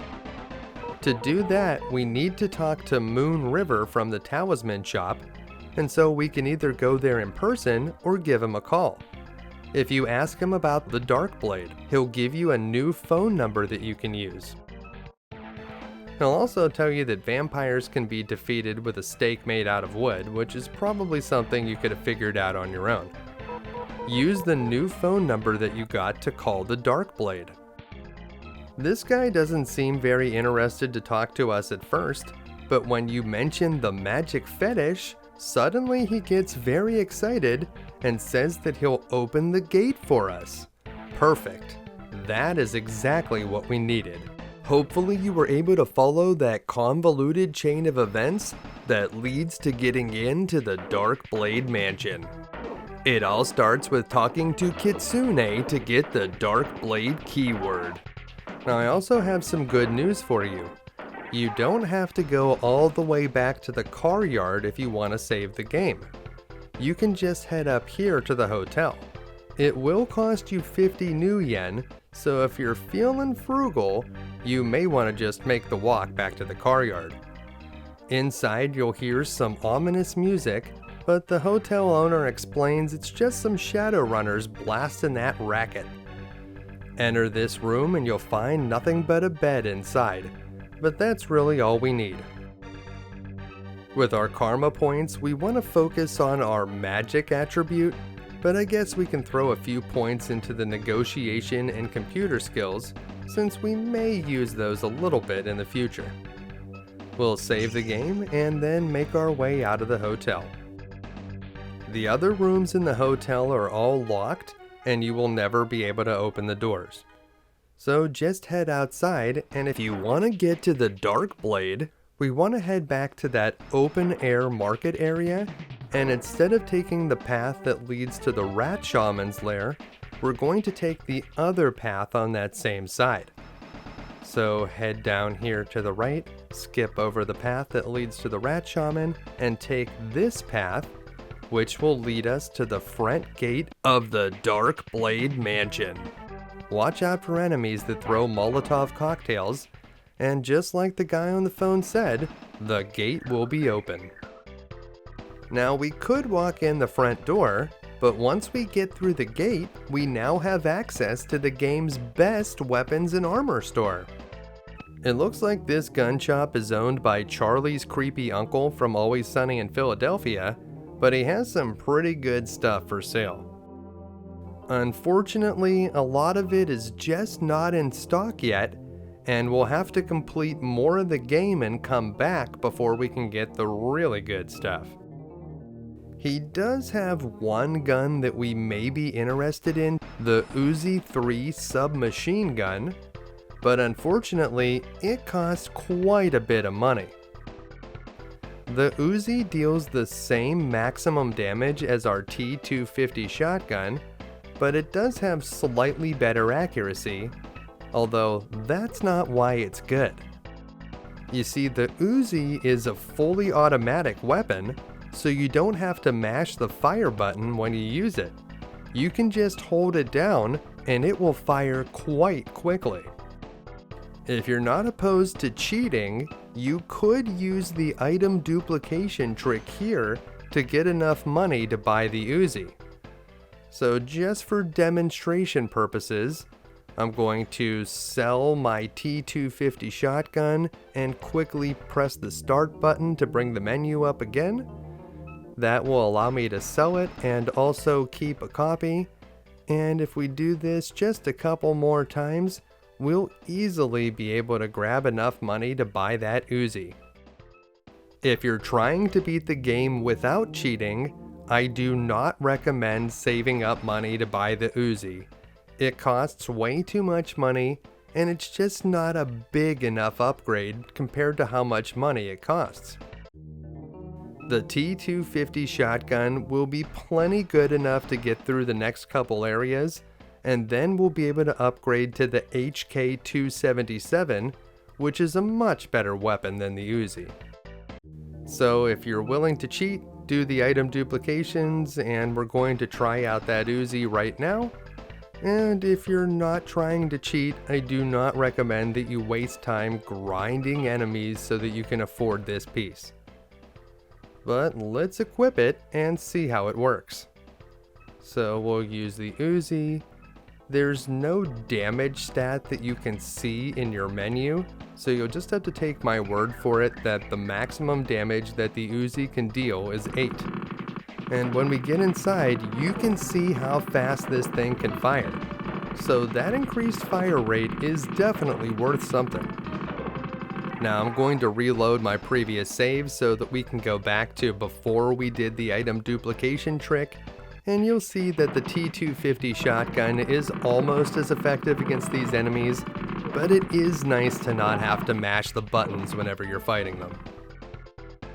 So let's go back to our good old T250 shotgun. We're going to be getting a lot more use out of that piece. And we'll go inside the front door. Instead of just randomly shooting this guy, let's talk to the mage at the front. At first he won't give you the time of day, but whenever you mention the magic fetish, he's like, "Oh, did you say you had vintage Hot Topic merchandise for sale? Why didn't you say so? It's the first door on the left."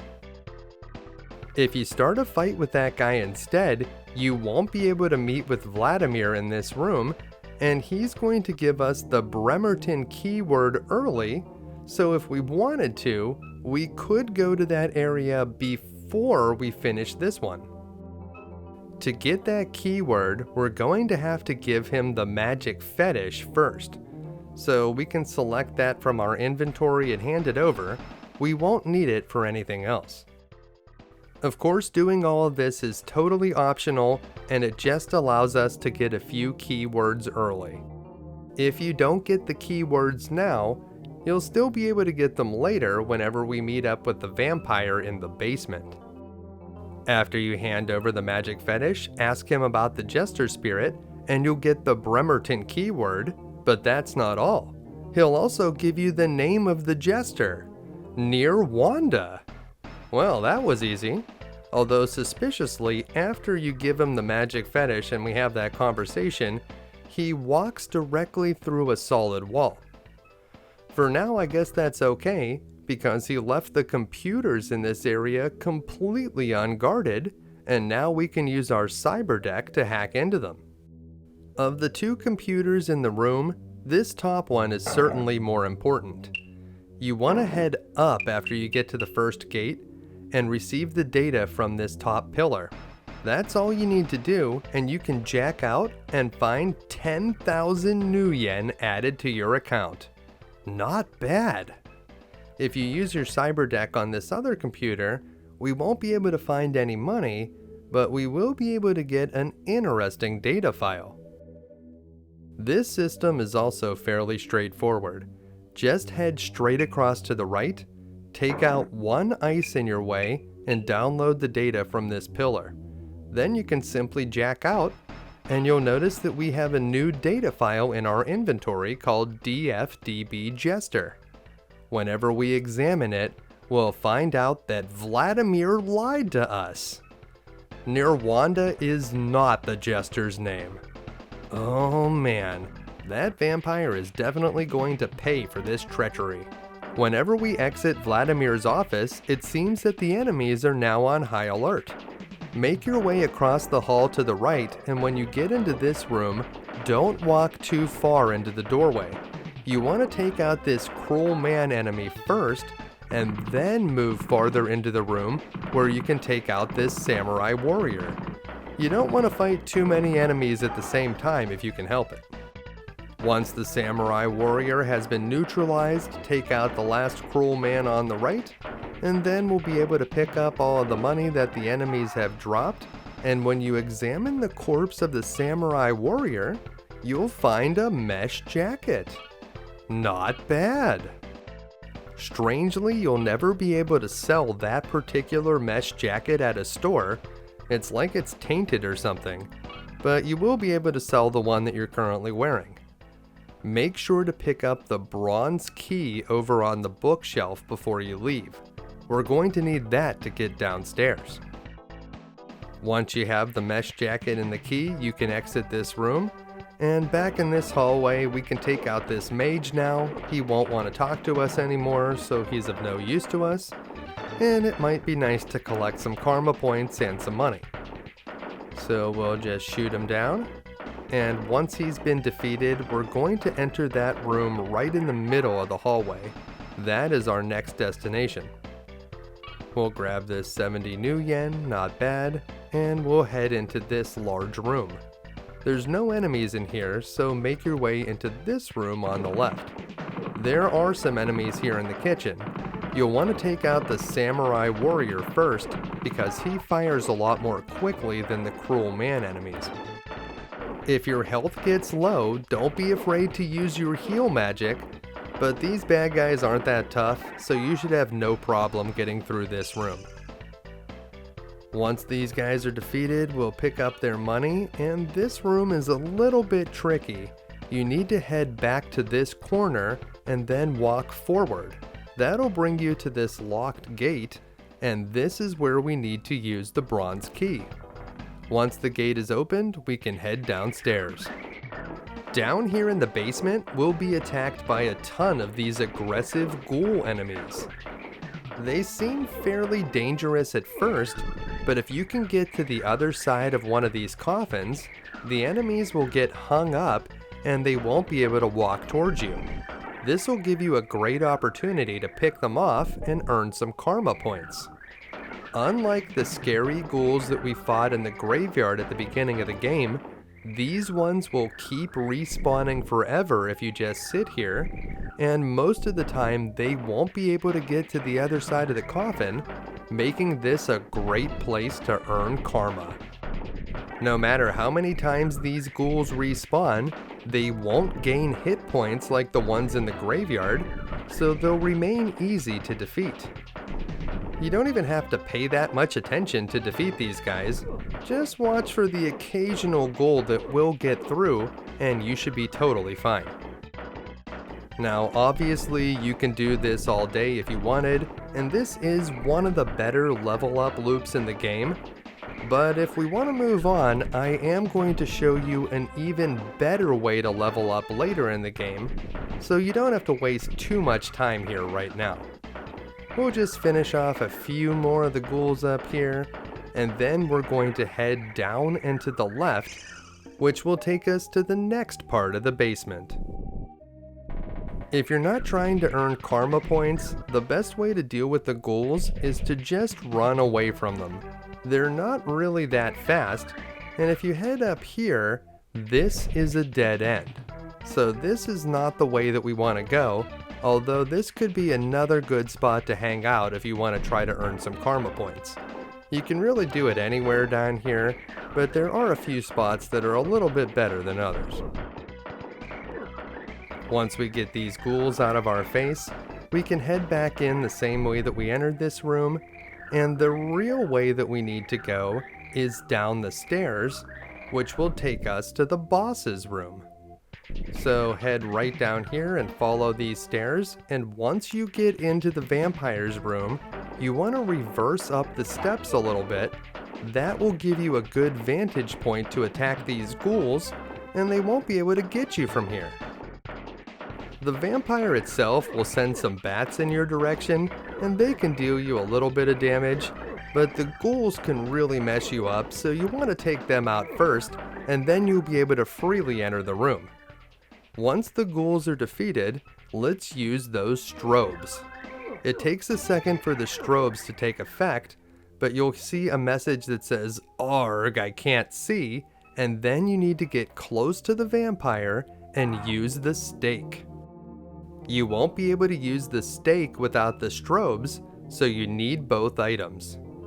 The first time you use the stake, he'll give you that same BS about the jester's name being near Wanda, but we already know that he's lying about that, so use the stake on him again. This time when you ask him about the jester spirit, he'll give you his real name, Lachlan. After that, if you want to, you can use the stake on him a third time, which will finish the vampire off. I recommend that you show this guy no mercy, because you'll get 4 karma points and 5,000 new yen for finishing him off. Once the vampire is defeated, make your way out of the Darksaber mansion and head back to the docks. We haven't been to this area in the lower left yet, so that's where we're going to head now. Whenever we get down to this narrow pier, we're going to be attacked by a massive orc. Make sure to take this guy out because he's going to drop a useful item, the explosives, that we're going to need later. This orc is well armored, so it may take quite a few shots to finish him off. Just keep shooting and eventually he'll go down. Grab the explosives and then we can have a chat with this boat driver.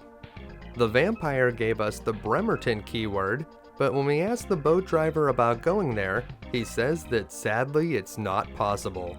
Mermaids in the water will attack you. When you ask him about mermaids, it seems that they prefer warm water, so we just need to figure out a way to cool off the water near the docks. To do that, we need to head back to the Wastelands Club. Strangely, if you stand in this exact position, we can talk to this busy man.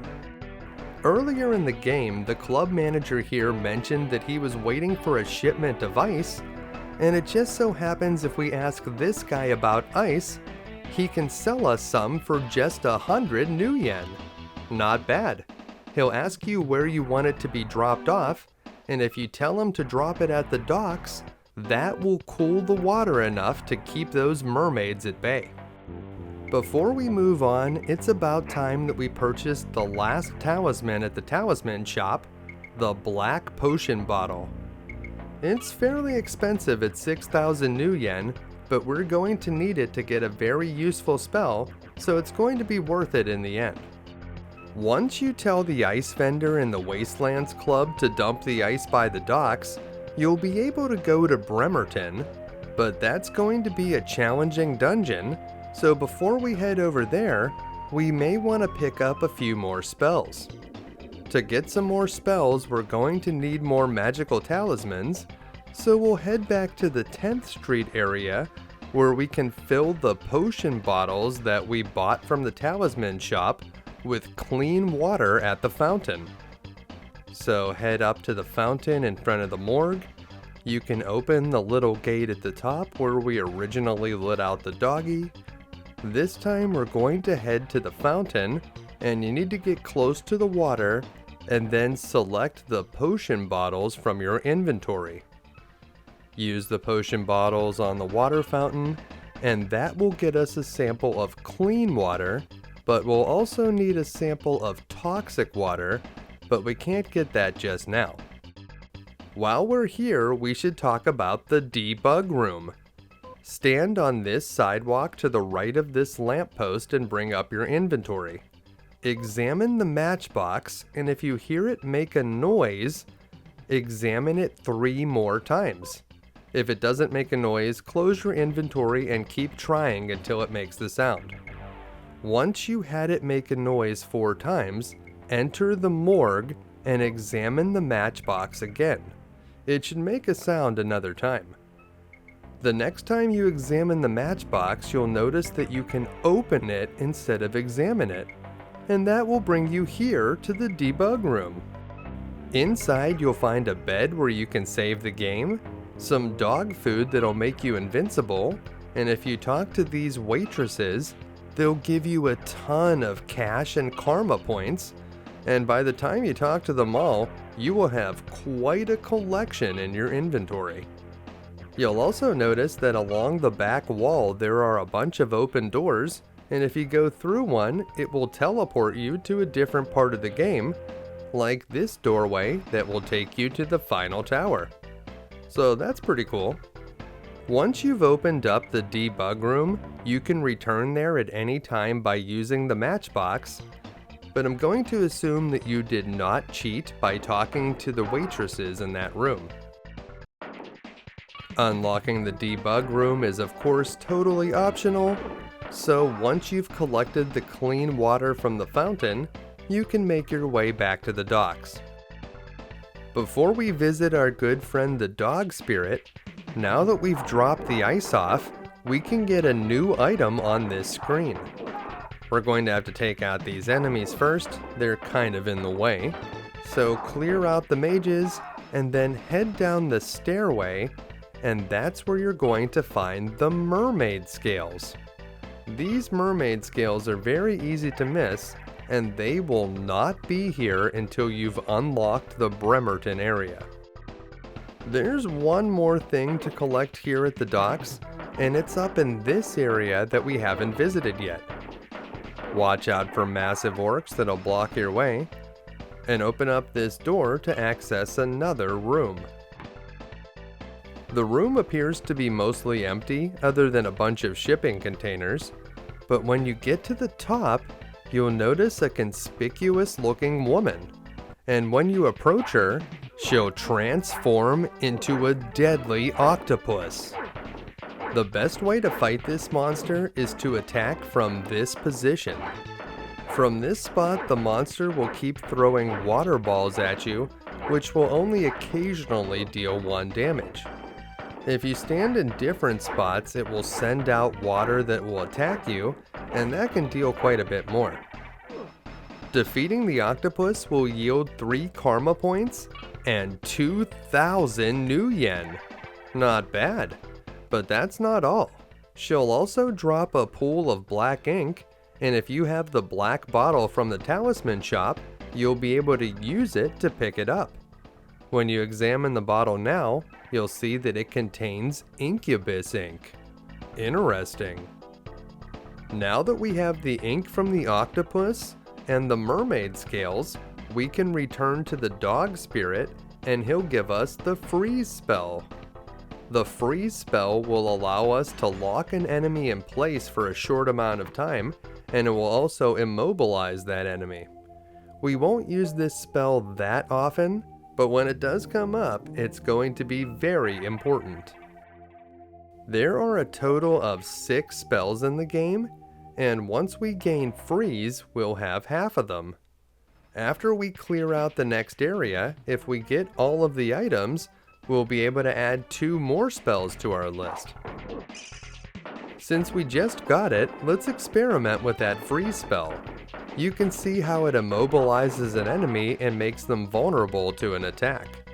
It only works on 1 enemy at a time though, so this is the kind of magic that we'll probably want to save for boss fights. The freeze spell will last longer if you level it up, but that will also make it cost more magic points. This is probably worth it, but we're not going to be using the freeze spell right away, so we can wait a little while before leveling it up. Now we just need to make our way back to the pier, taking out any enemies along the way. This time when we talk to the boat driver and ask about Bremerton, he'll tell us that he can take us there, or he'll tell us that he won't take us there, but we can rent his boat for 1,000 new yen, and then we can drive ourselves to Bremerton. That seems like a pretty good deal, so pay the man and he'll step out of the way and we'll be able to set sail for Bremerton.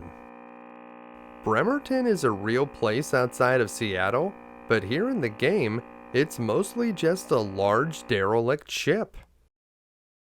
Once you get on board, make your way down and to the right and head across the deck. There's a disturbing amount of damage to this ship, and there are a number of doors, but all of them are rusted shut, so you can just walk on by. Watch out for gang leaders, take them out, and continue to head across. There's a gang member here, and you'll want to attack him quickly with your T250 shotgun before he has a chance to swipe you too many times with his claws. Once he's defeated, keep walking up and to the right, and there's another gang leader that'll get in your way, but eventually you're going to come to a stairway, and that will take you to the upper deck. Now just take the high road back the way that you came. Watch out for a few more gang members that'll ambush you over here. These guys can attack fairly quickly with their claws, but our armor seems to absorb most of their blows. Pick up the money that they left, and continue on. When you get to the next area, there's another gang member, and there's also a friendly looking doggy. Take out the gang member first, and when we approach the dog to pet it, nope, this dog is not friendly. He is actually quite vicious, so you'll need to take him out, and then he'll drop some dog tags. We'll need those dog tags to get another magic spell. The only door in this area that can be opened is this one, and you'll need to use the crowbar that we found in the Rust Stilettos lair to get it open. Once you get inside, quickly shoot at the 2 poison ooze enemies and then flip this switch on the wall. That will open the door below. There's going to be a number of switches here on the ship, so that first one was to just get you used to the mechanics. If we head up here and cross this bridge to the left, we'll go back through the room we were just in, but in the upper part of it. That's going to take us to a long stairway. Just follow it along, you can't really get lost here. That'll bring us to another stairway, and this time there's some enemies. Attack them from up above, and then move along. There's probably going to be another enemy when we get to the next room. And once we reach the next stairs, yep, there's another ferocious orc here. Take him out, and remember, if your health gets low, use your healing magic. Grab the money that this guy dropped, and this time when we get to the bottom, it doesn't take us to another stairway, it takes us to this small room that features a safe. You'll need to take out the ferocious orc in here. He drops the key that we need to open it up. And he also gives us 3 karma points, which is quite nice. Grab the money that he drops, and you'll find the safe key underneath the cash. That's very sneaky. Use the safe key to open the safe, and inside we're going to find the detonator. You should have found the explosives back at the docks. If you did, whenever you pick up the detonator, it will automatically combine with the explosives to form the time bomb. We're going to need the time bomb later on in the Bremerton Ship, so make sure that you get it before moving on. As we head back into the stairway, a massive orc attacks us this time. The massive orcs seem to have more hit points and more armor than the ferocious orcs, so they're slightly more difficult. There's one of the ferocious variety up here. This guy should be a good bit easier to defeat. Watch your hit points and make your way up the stairs, and make sure to pick up any money that the enemy dropped. We're going to need that cash later. When we enter this stairway, we've encountered a ferocious orc and a heavy dude. It's been a while since we've seen a heavy dude, and this is a much beefier one than we've encountered before. Take him out first, and then focus your firepower on the ferocious orc. Once the stairs are clear, collect the cash and make your way back up. In the next stairway, there's going to be not 1, but 2 massive orcs. And that first one went down quite quickly. We may have gotten a little bit lucky there. You can certainly notice the difference that the boosted reflexes make. We are certainly firing our T250 shotgun a lot faster than we were before. With the time bomb in our pocket, we can head back through the ship, and when we get back to this room, we can head down this way this time. This passage branches off in 3 different directions. We're going to head over here onto the left. In this room, we'll take out a red poison ooze, and when we enter the next room, we'll encounter a gray poison ooze. This one is a little more dangerous. It will throw water at us and behaves sort of like a smaller version of the octopus boss. Whenever it's defeated, it will drop some toxic water, and if we have the potion bottles, we can use them to collect it. We now have both clean and toxic water, and we'll be able to use those samples to get a new magic spell. Beyond the toxic water, we'll find another large stairwell. Clear out the enemies on it and make your way to the bottom. When we get to the second part of the stairway, there's a few massive orcs for us to take out, but interestingly, there's a switch next to the door this time. It looks similar to a light switch. We'll come back to that later. In the next room, we'll find more stairs, more enemies, and another switch by the door. Let's take out the enemies and make our way to the bottom of the stairs. When we get to the bottom of this stairway, we're going to find another small room with a safe. This time though, instead of only one orc guarding it, there's 4, and these orcs are invincible. Well, sort of. You won't be able to kill them with conventional weapons. To remove the orcs, we're going to need to flip some of those switches. Flip this one in the bottom stairway first.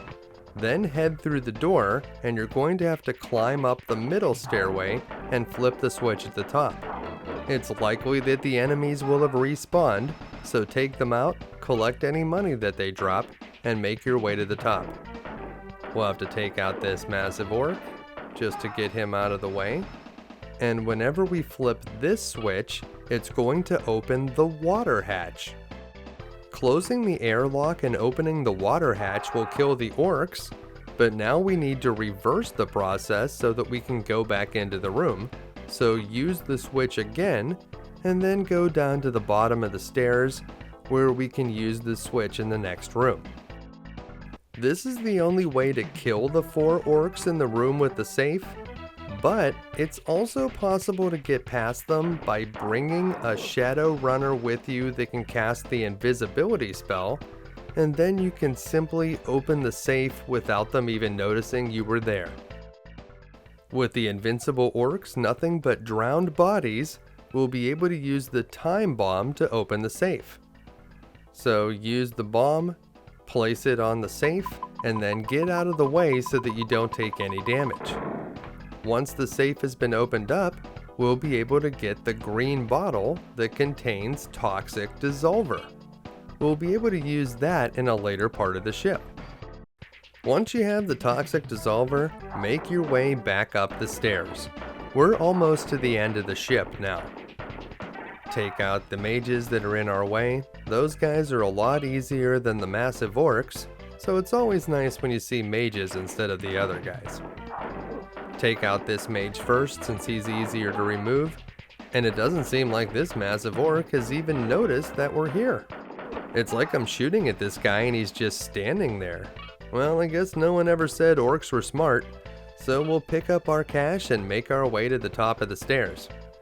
In this next stairway, there's no enemies this time. Alright, well that's new and different. When you get to the top of this stairway, make your way to the top door in this room, and it'll take you back to the middle path in this area. Once you get over here, we're going to take this door over on the left.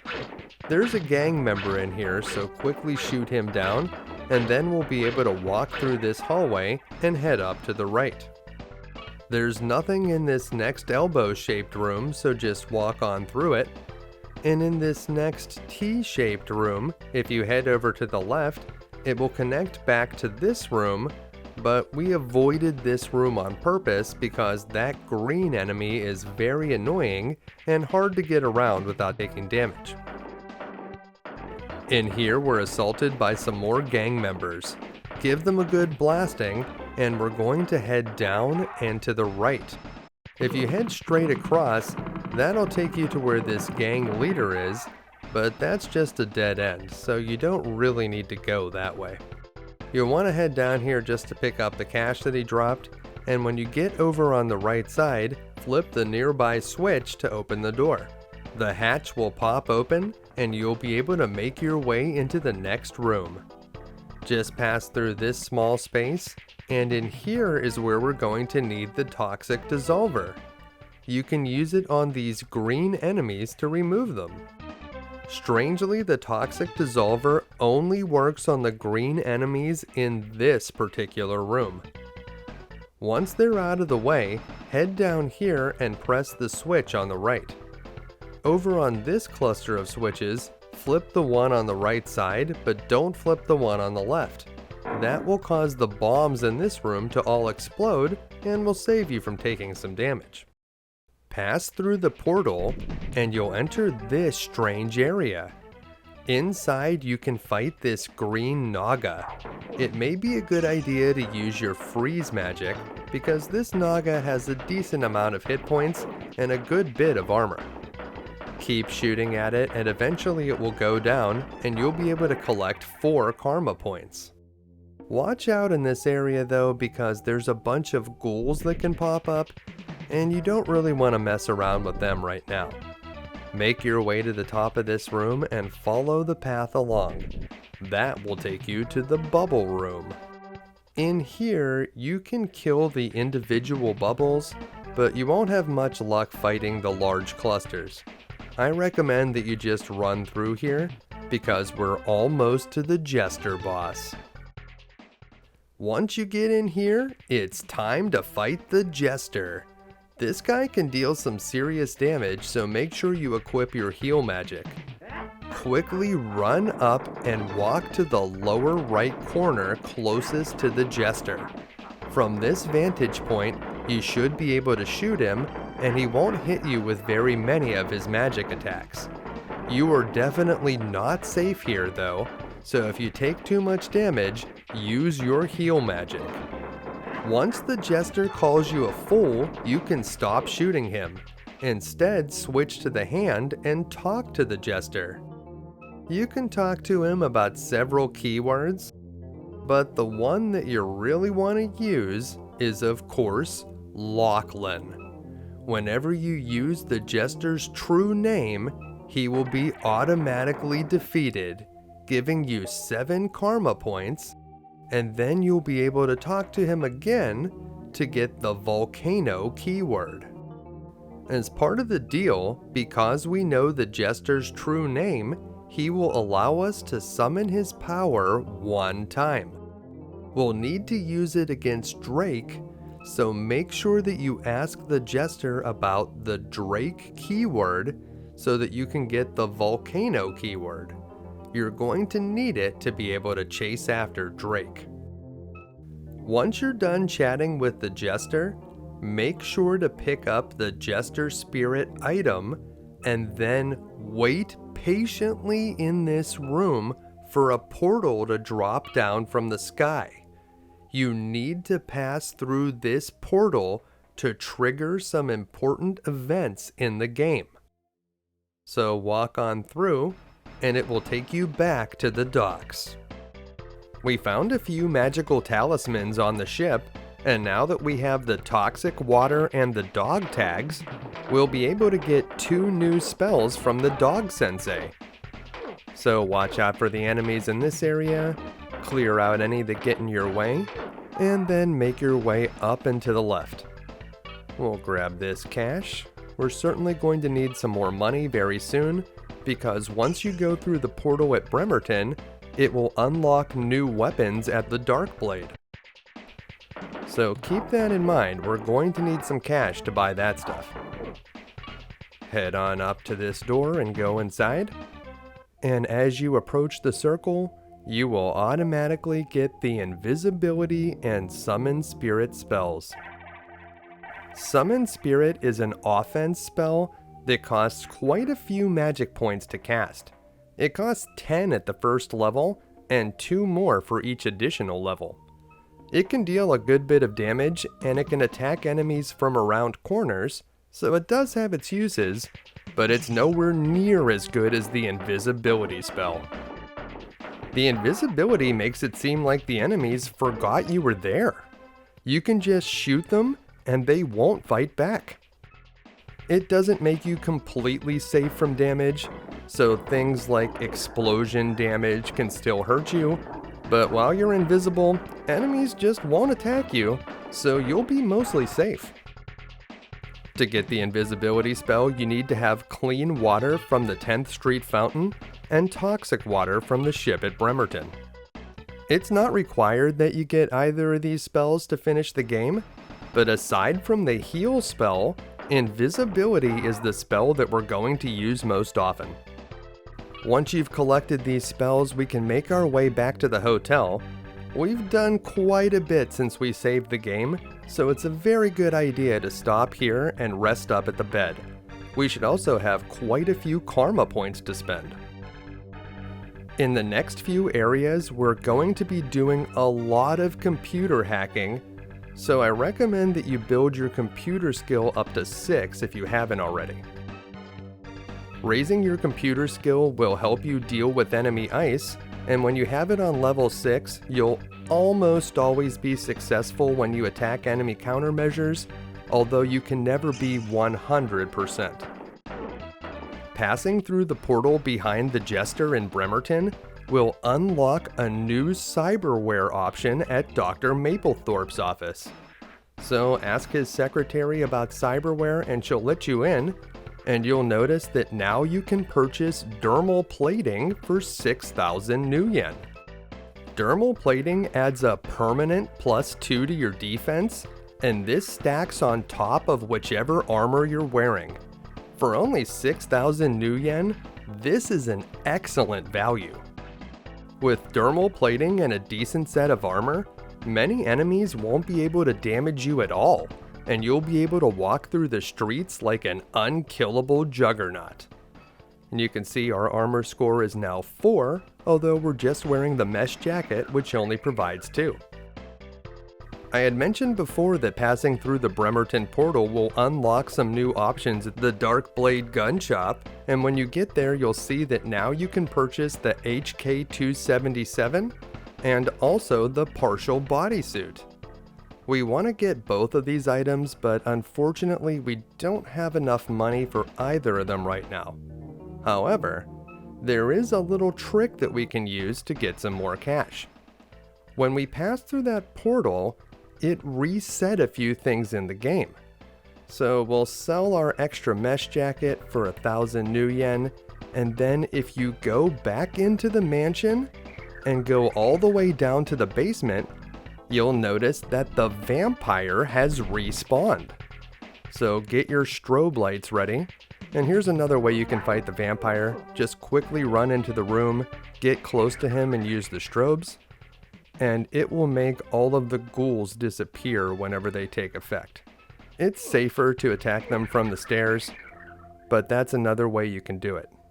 And now just get close to the vampire and we'll stake him 3 times.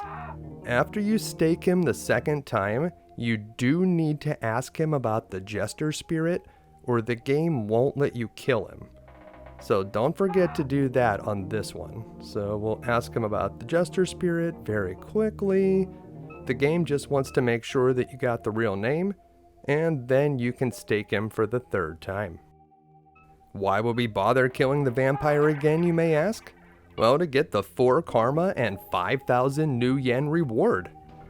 Now that we got that money, we can go back to the gun shop, sell off our T250 shotgun, and we should be able to buy the HK277 assault rifle. But that's not the only thing you can do with this trick. If you are willing to walk all the way back to the portal, now you won't encounter too many enemies along the way, so you just have to walk there. You can technically pass through it again, and when you return to the Darksaber mansion, the vampire will have respawned another time. You do not need to fight the Jester again, you just need to walk to the portal. And after you pass through it and go back to the basement, you can stake that vampire again. The whole thing is kinda time consuming, but the rewards are decent. I'm going to assume that you only killed the vampire twice, but if you want to build up some karma and money, that's another way you can do it. Later in the game, the strobes item will be removed from your inventory, so if you want to do this trick, you should do it now. With our shiny new assault rifle and our dermal plating, it's finally time to take on Drake. But where could we possibly find that guy? Maybe in the huge building with the massive sign on the front that says Drake? Yeah, this guy is not subtle. As you approach the building, you'll start to notice the effects of the dermal plating. Enemies are trying to attack us, but they can't seem to deal Jake any damage. You'll even notice that when you get inside and fight this mage. He keeps trying to shoot Jake, but nothing's happening. That's because our armor is just that high and we don't even have the partial bodysuit yet. There's no button on the wall to activate these elevators. Instead, we need to use our cyber deck to hack the computer on the desk. Let's jack into the Matrix. Entering this system requires the password that we found in the Rust Stilettos lair way earlier in the game. If you have it, the path will be opened automatically. I recommend that you go all the way to the bottom here. There's only one ice down there, and then you can easily make your way to the crystal, blow it up, and unlock the elevators. Enter the elevator, and you'll be taken up to the second floor. As soon as the elevator doors open, be ready to cast invisibility on yourself. These samurai warriors can be defeated without it, and our equipment is certainly good enough. However, they attack with rapid fire weapons and will deal you significant damage, so it's much easier to just turn yourself invisible and totally decimate them. If your invisibility wears off, if there's only 1 or 2 enemies left, you don't have to cast it again, but you may want to just to be safe. We've been spending our karma points to raise our magic attributes so that we can cast more spells, but the Drake building has 6 floors and a roof that you need to get through, so if you do get low on magic points, don't be afraid to leave the building and come back after you've rested in a bed. Just like every other dungeon, the enemies will not have respawned. On each of these floors, we'll need to clear out the enemies, and then we'll need to find a computer terminal that we can hack to activate the elevators so that we can get up to the next floor. On the second floor, the computer that we're looking for is over here on the right side. Because of our little invisibility scheme, the enemies just aren't as dangerous as they used to be, but we could take a lot of damage in the Matrix. Make sure to heal yourself before you dive in, and jack out if you get low on health. In this Matrix, you only need to access the pillar in the upper right, and then follow along the top, take out 1 ice, and access the crystal. You don't need to hit every single thing inside each system. Some of it's just a red herring. That computer activates the elevator, but if you want to get some cash, there's another computer up here that we can hack into. In addition to money, we can also find a fragment of the DFDR file, but until we have all of the pieces, we won't be able to read it. Head down the 3rd row from the left. There's only 1 ice in that one, and then carefully walk around this row so that you can hit all of the pillars. We walked into an ice. That's bad news. If we take more damage from an enemy ice, we may need to jack out and try again. After you clear the last pillar on the right side, make sure to retrace your steps so you don't hit any other ice, and then head over into this matrix on the right side. There aren't as many ice over here, and only 1 pillar that we need to grab. Once you have it, jack out of the matrix, and you'll find that we have 8,000 new yen in our account, and a piece of a data file. If you examine the DFDR1-4 file, you'll see that it's a fragment, and you'll receive an error message. So we'll need to find the other pieces of that if we want to read it, and we took quite a bit of damage in the matrix, so we do need to heal ourselves before moving on. If you cast heal magic, don't forget to re-equip your invisibility magic so you don't accidentally cast heal when you get to the next floor. As soon as we exit the elevator on the 3rd floor, we're going to be attacked again, so use that invisibility magic and take out the samurai warriors. I don't know about you, but if I was being attacked by an invisible assassin, I would take cover somewhere and maybe fire my weapon in their general direction. Maybe it hit the guy. Instead, these enemies just kind of mill around and allow us to pick them off. This guy says, "Fools, I'll destroy you all." Yeah, sure you will, buddy. Sure you will. With those enemies out of the way, it's hacking time. We only need to hack into the computer in the middle of the room to re-enable the elevators. However, there are 2 other computers on this floor that we could potentially jack into. One of them contains a fragment of the DFDR file, and the other one contains nothing, so that one is essentially a trap, and you should stay out of there.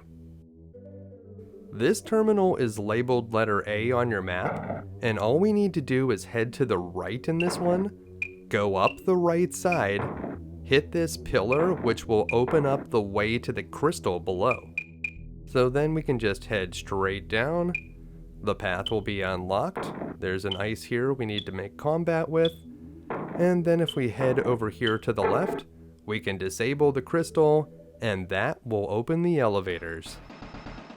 At this point I recommend just getting into the left elevator and riding it up to the next floor, but if you simply must get the second piece of the DFDR data file, we need to dive into this computer over here on the left. Computer terminals are dangerous, but if you're smart, you should never die in the Matrix. Always jack out if your health gets low. The worst thing that could happen is you would have to go back to a bed to heal yourself, but that is certainly better than dying. In this one, we just need to hit the pillar on the left side, you can ignore the one on the right, and that will open up a path that leads over here, and in this matrix, we need to hit the pillar on the left side again. Once you hit the two left pillars, you can jack out, and that will give you the data file. The other pillars will just create trash data which will be immediately discarded. This is computer C, there is nothing in there, that one's a trap. So just avoid computer C, do computer B if you want to, and computer A is the one that you need to get up to floor number 4. Once again, we're going to use our invisibility spell to keep ourselves safe from these enemies. You'd think with all the cybernetic enhancements these guys could have, at least one of them would have some kind of heat vision that they could use so that they can see an invisible attacker. Being able to detect heat signatures would actually be very practical. You would be able to see in the dark, and it would help you see around objects and walls.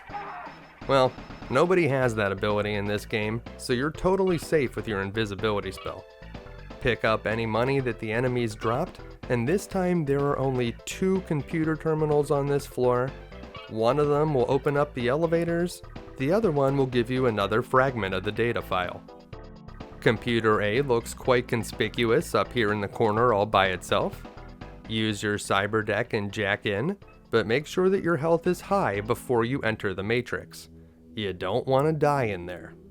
Like they say in the movie, if you die in the Matrix, you die in real life.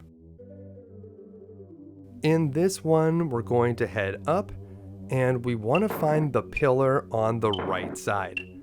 So go all the way up to the top and hit this pillar. That will open up the lines. Then we're going to head down here, and that's the crystal that we're looking for to open up the elevators. Access the data in that crystal and then jack out. That will allow you to get to the next floor, but before we go, if we want to visit computer B, it's down here towards the middle of the room. So we'll head over here in this cubicle, use our cyber deck on computer B, and this one just contains a fragment of the data file. There is no money inside this terminal. The good news is if you want to get this data file, you don't have to do a whole lot. Just head down and go across to the right. Watch out for an enemy ice in the corner, and hit this pillar down in the bottom. That's the only one you need to access, and you'll be able to obtain the data file. The rest are just trash data. Now, if you had Spatter with you, he's a mage that you can hire at the Jagged Nails Club. He will betray you as soon as you get to the 4th floor of the Drake building, and you'll have to fight him to the death. Now, surprisingly, your invisibility spell works against him too. So yeah, maybe he shouldn't have done that. It's not like he's never seen us do this before. In any case, if you have Spatter with you, you won't have him when you get to the 5th floor. So when you get up here, use your invisibility spell once more, and take out all of the enemies.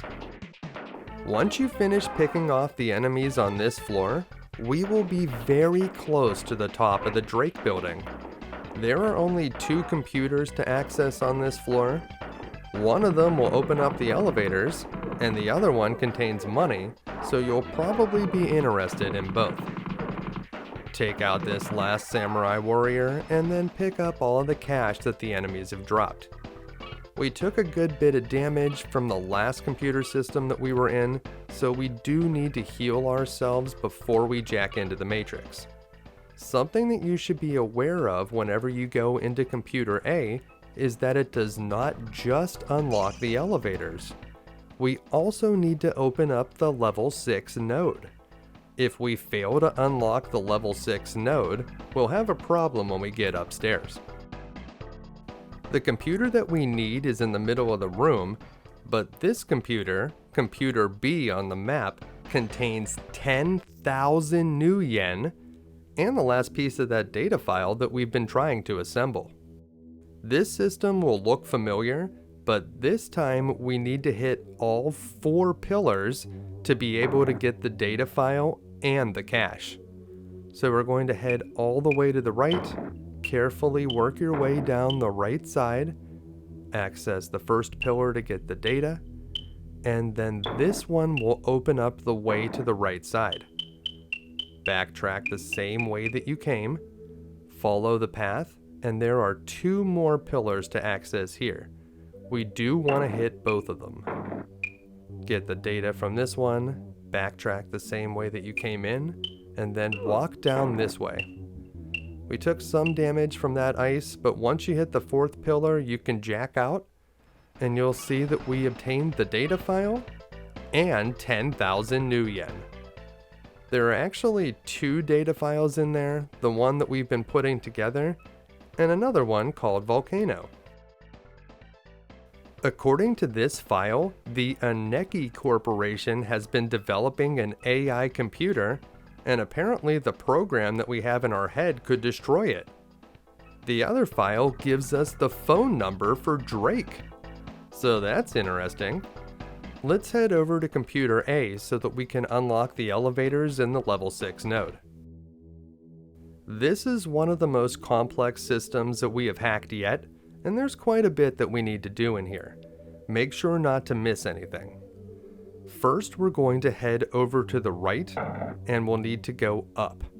So go up and head over to the right side so that we can access that pillar.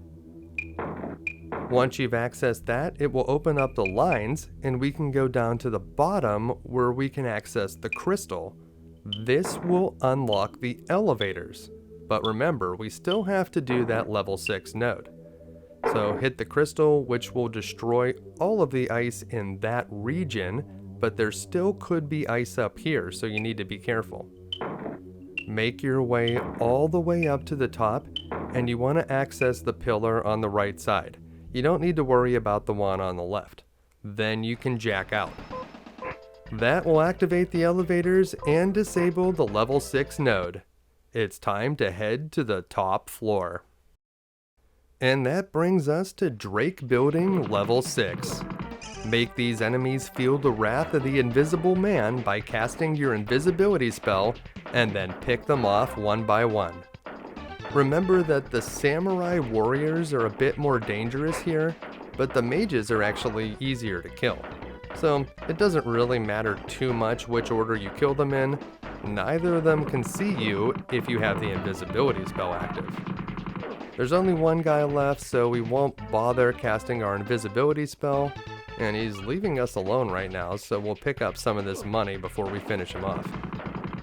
Take out the last samurai warrior, and up here on the 6th floor, there's only one computer terminal for us to hack, and it's actually a very easy one, assuming that you disabled the level 6 node downstairs. We'll cast our heal spell before we jack in, just to be safe. It would be a real shame if we died at this point. And we'll head up here to this lonely computer, where we can use our cyber deck. Once you get into this terminal, you'll just need to make your way over to the right where you'll be able to enable the elevators, and if you disable the level 6 node, your path will be open and clear. There are of course some ice in here, but there aren't that many, especially if you go down to the bottom. There's just that one down there, and then you can walk freely over to the crystal. It's that simple. Once you've finished that round of Minesweeper, make your way to the left elevator and ride it up to the roof. You'll notice that there's a video phone on this floor which we can use to make some calls. You'd think that an office building like this would need more than one phone, but I guess that's just how it is in 2050. When you walk out onto the roof, you'll immediately be attacked by some automated sentry guns. Believe it or not, your invisibility spell works against them too. You'd think that with all this futuristic technology, someone would be able to find a way to engineer a gun that could see an invisible assailant, but I guess not, so turn them to scrap metal and head to the right. Over here you'll find a helipad, and when you talk to the helicopter pilot, if you mention the Volcano keyword, he'll whisk you off to Drake's Volcano Lair. You can talk to the helicopter pilot once you're there and mention the Drake keyword to get back here to the rooftop, but before we go all the way to the volcano, we should go and spend some of that money that we found in those computer terminals. Also, let's use that phone number that we got for Drake and give him a call. We'll put our cred stick into the video phone and see if this phone number is for real.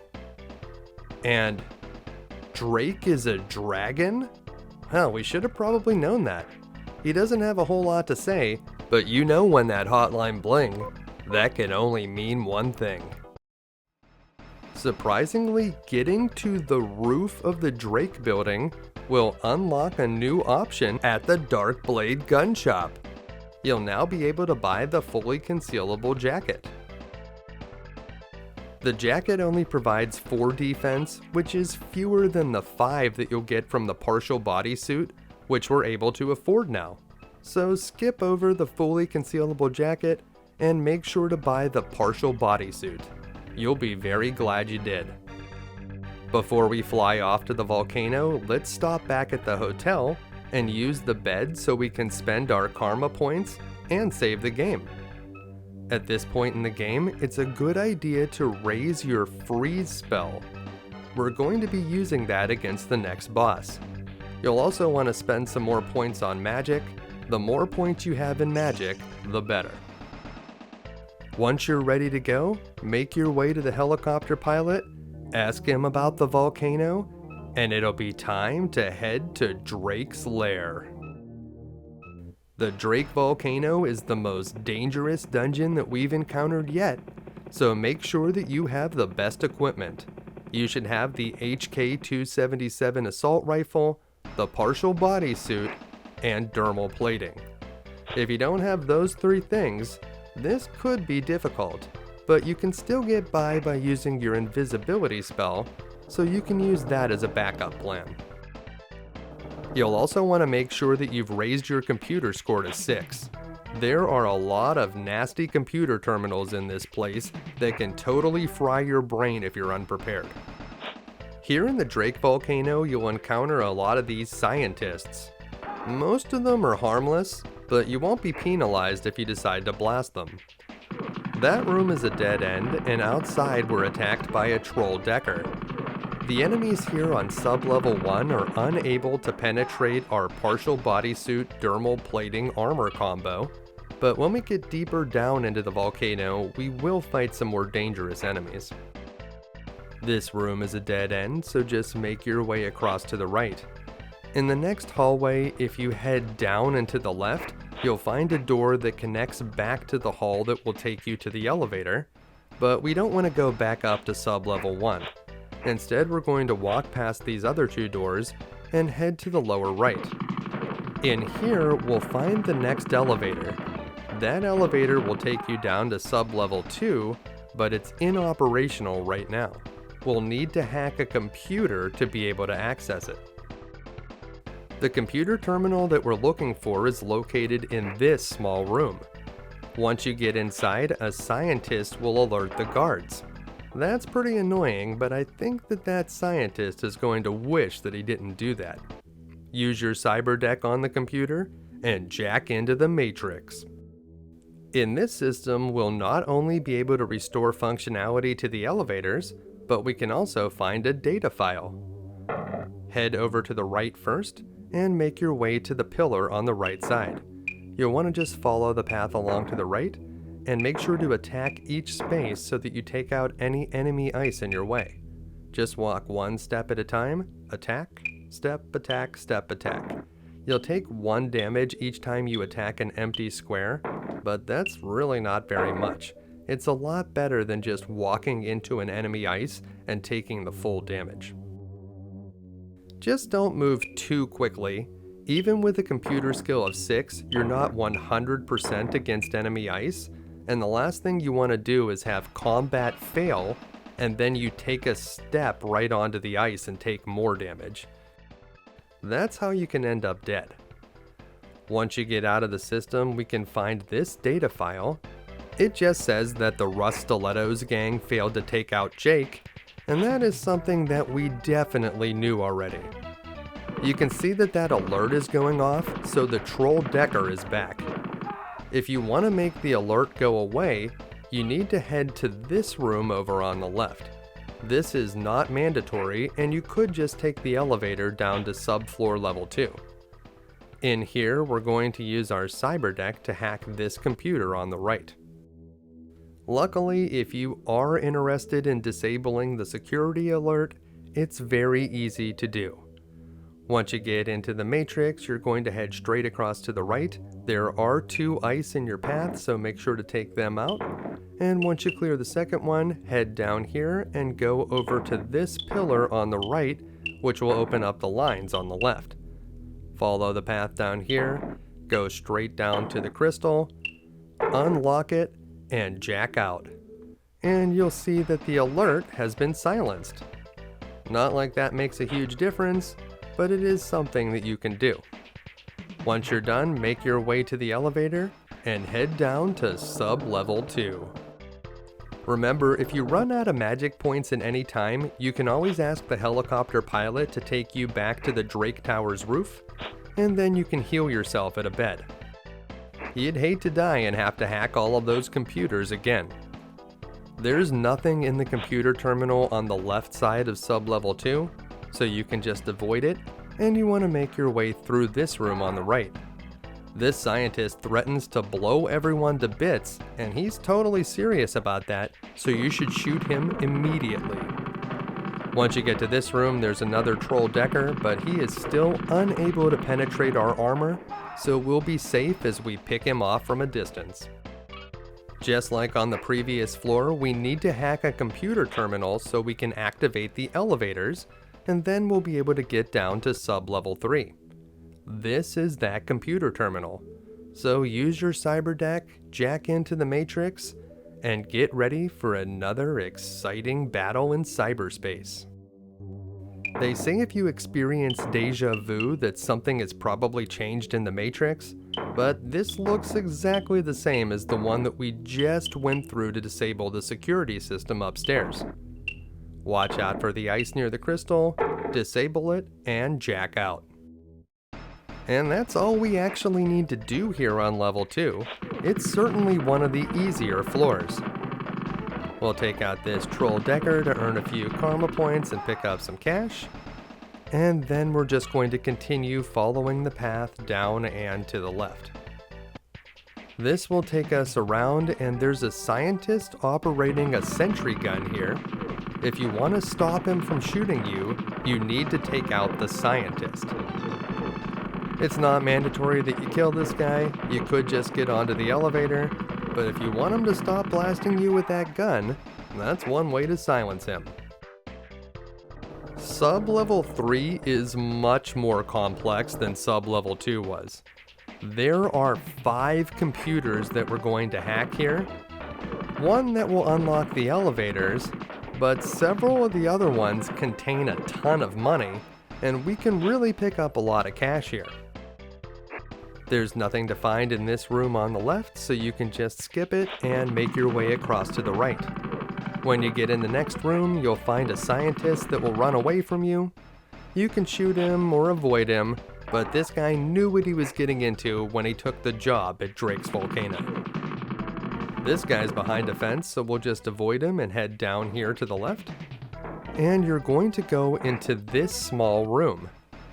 There's nothing in this room, but we want to cut through it, and that will take us here. There's a pretty good computer in this room. If we hack it with our cyber deck, we can find 25,000 new yen. And if 25,000 new yen is not a good enough prize for you, we can also find a data file in this system, so I highly recommend that you check this one out. Make your way straight up, watching out for enemy ice, and we're going to go across to the left. You can go either way here, but I like to take this upper path, take out the ice, and follow it down to the lower left where you'll be able to hit this pillar, and that will open up the lines. Now reverse your path exactly the same way that you came through, and follow across to the right. We're going to go up here and over to the right where we'll activate this pillar, and that will open up the lines on the left. We do not need to access all of the pillars here, just the one in the upper right corner, and you'll be able to get the 25,000 new yen and the data file. It looks like this Aneki guy is very upset that Jake is still alive, but that is just too bad for him. We'll use a heal spell to restore our health, and we haven't used any magic yet in this dungeon, so we're doing quite good. If you head through this door, that'll take you back the way that you came, and we want to head up here, past the scientist with the sentry gun, and we're going to take the other path this time. This path leads to a room with 3 computer terminals for us to hack. The first one here on the right only contains a data file, and you may think, well, I'll probably just skip that one, but this data file is better than most others. It contains a phone number for Akimi the mage. Akimi is the most expensive Shadowrunner in the game to hire, but she has all 6 of the game's spells and a lot of magic points, so hiring her essentially doubles your pool of magic points. Examining the file will get you that phone number. We certainly don't have an extra 10,000 new yen just lying around right now, but we might later in the game, so it's good to pick up this number. Use your cyber deck to dive into this computer terminal, and we'll be able to find some cash in here. There is still better equipment in this game that we don't have yet, and it costs a lot of money, so don't skip these computer terminals. You want to get all of this new yen.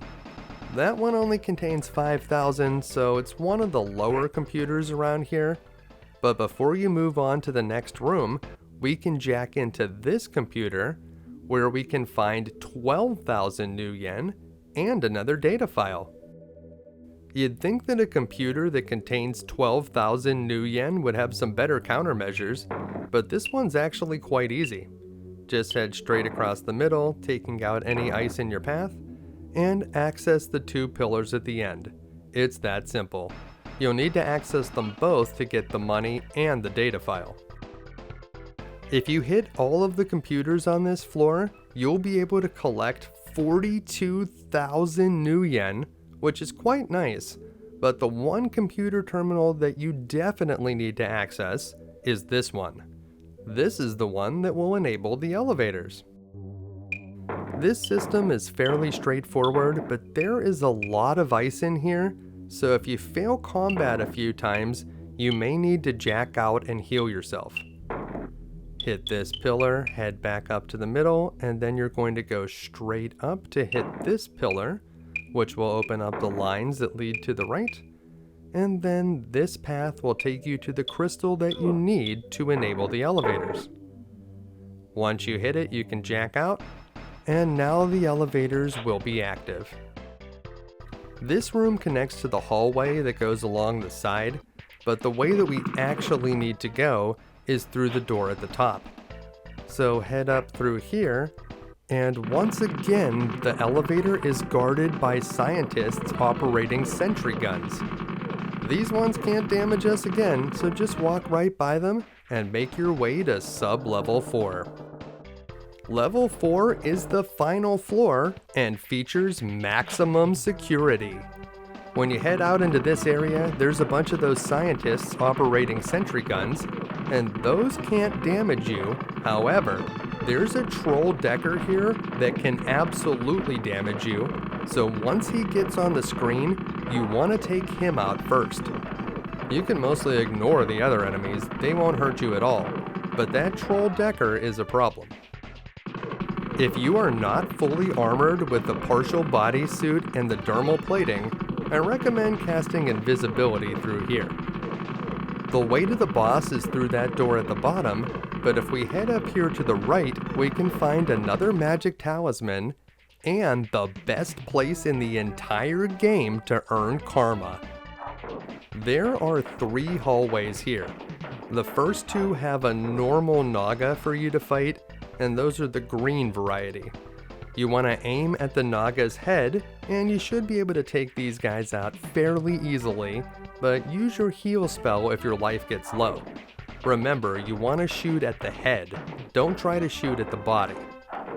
Once you defeat the 2 green Nagas, there's a gold Naga in the 3rd hallway. The best way to defeat the gold Naga is to get behind it. And if you get far enough behind it, it won't be able to hurt you, but you won't be able to reach the head. You can shoot at the body as much as you want and you won't kill this thing. You need to shoot the head. So you can try to mess around with it by just shooting it while it's partially off the screen. That will look like it's damaging the boss, but this is not an effective strategy. So instead, you need to move a little bit closer, or at least wait until it gets closer to you. So we can just kind of wait here for a second and the Naga will get closer, or we can walk near to it and it's going to start shooting at us, but we need to put shots on its head. This guy's kind of annoying because your crosshairs won't stay on the head, so you do need to manipulate that a bit. Once you deal enough damage to this guy, he'll die and you're going to get 6 or 7 karma points, and he'll also drop an item. Do not pick up the item. The item that he drops is the serpent scales, and they're actually tricky to pick up, so it's hard to do it by accident. You want to avoid picking up the item because we're going to be able to kill this guy over and over again to earn karma points. Now I know you're probably thinking, it took quite some time to kill that gold Naga, and you did have to use a heal spell to get back all the health that you lost. Well, wait till you see what happens when you go to the room at the end of the hallway and come back. Remember, don't pick up the serpent scales or the gold Naga will not respawn. This time when we fight the gold Naga, we'll barely have to shoot it at all. Just point the crosshairs on its face, hit it a couple times, and it'll go right down, giving you the full experience point reward. Now we can just go back to this corner room and return as many times as we want to, and we'll earn 6 or 7 karma points each time. The reason that we get a different amount of karma points each time is because the game keeps track of partial karma. So sometimes we'll get enough partial karma to get 6 full points, and sometimes we'll get enough to get that 7th. So most of the time you should get 6 points, but you will get 7 occasionally. If you want to get the final spell in the game, you do need to eventually collect the serpent scales, but the spell that you get, the armor spell, is not even that good, so you may want to consider never collecting the serpent scales so you can do this trick whenever you want. You can always come back to the Drake Volcano if you need to. For now, we're only going to do it one more time. We'll try to pick up the serpent scales.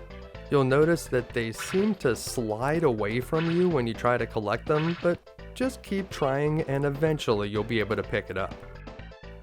Once you're done earning karma points from the gold Naga, you may want to consider going back to the helicopter pilot and flying back to downtown so that you can use the hotel and save the game.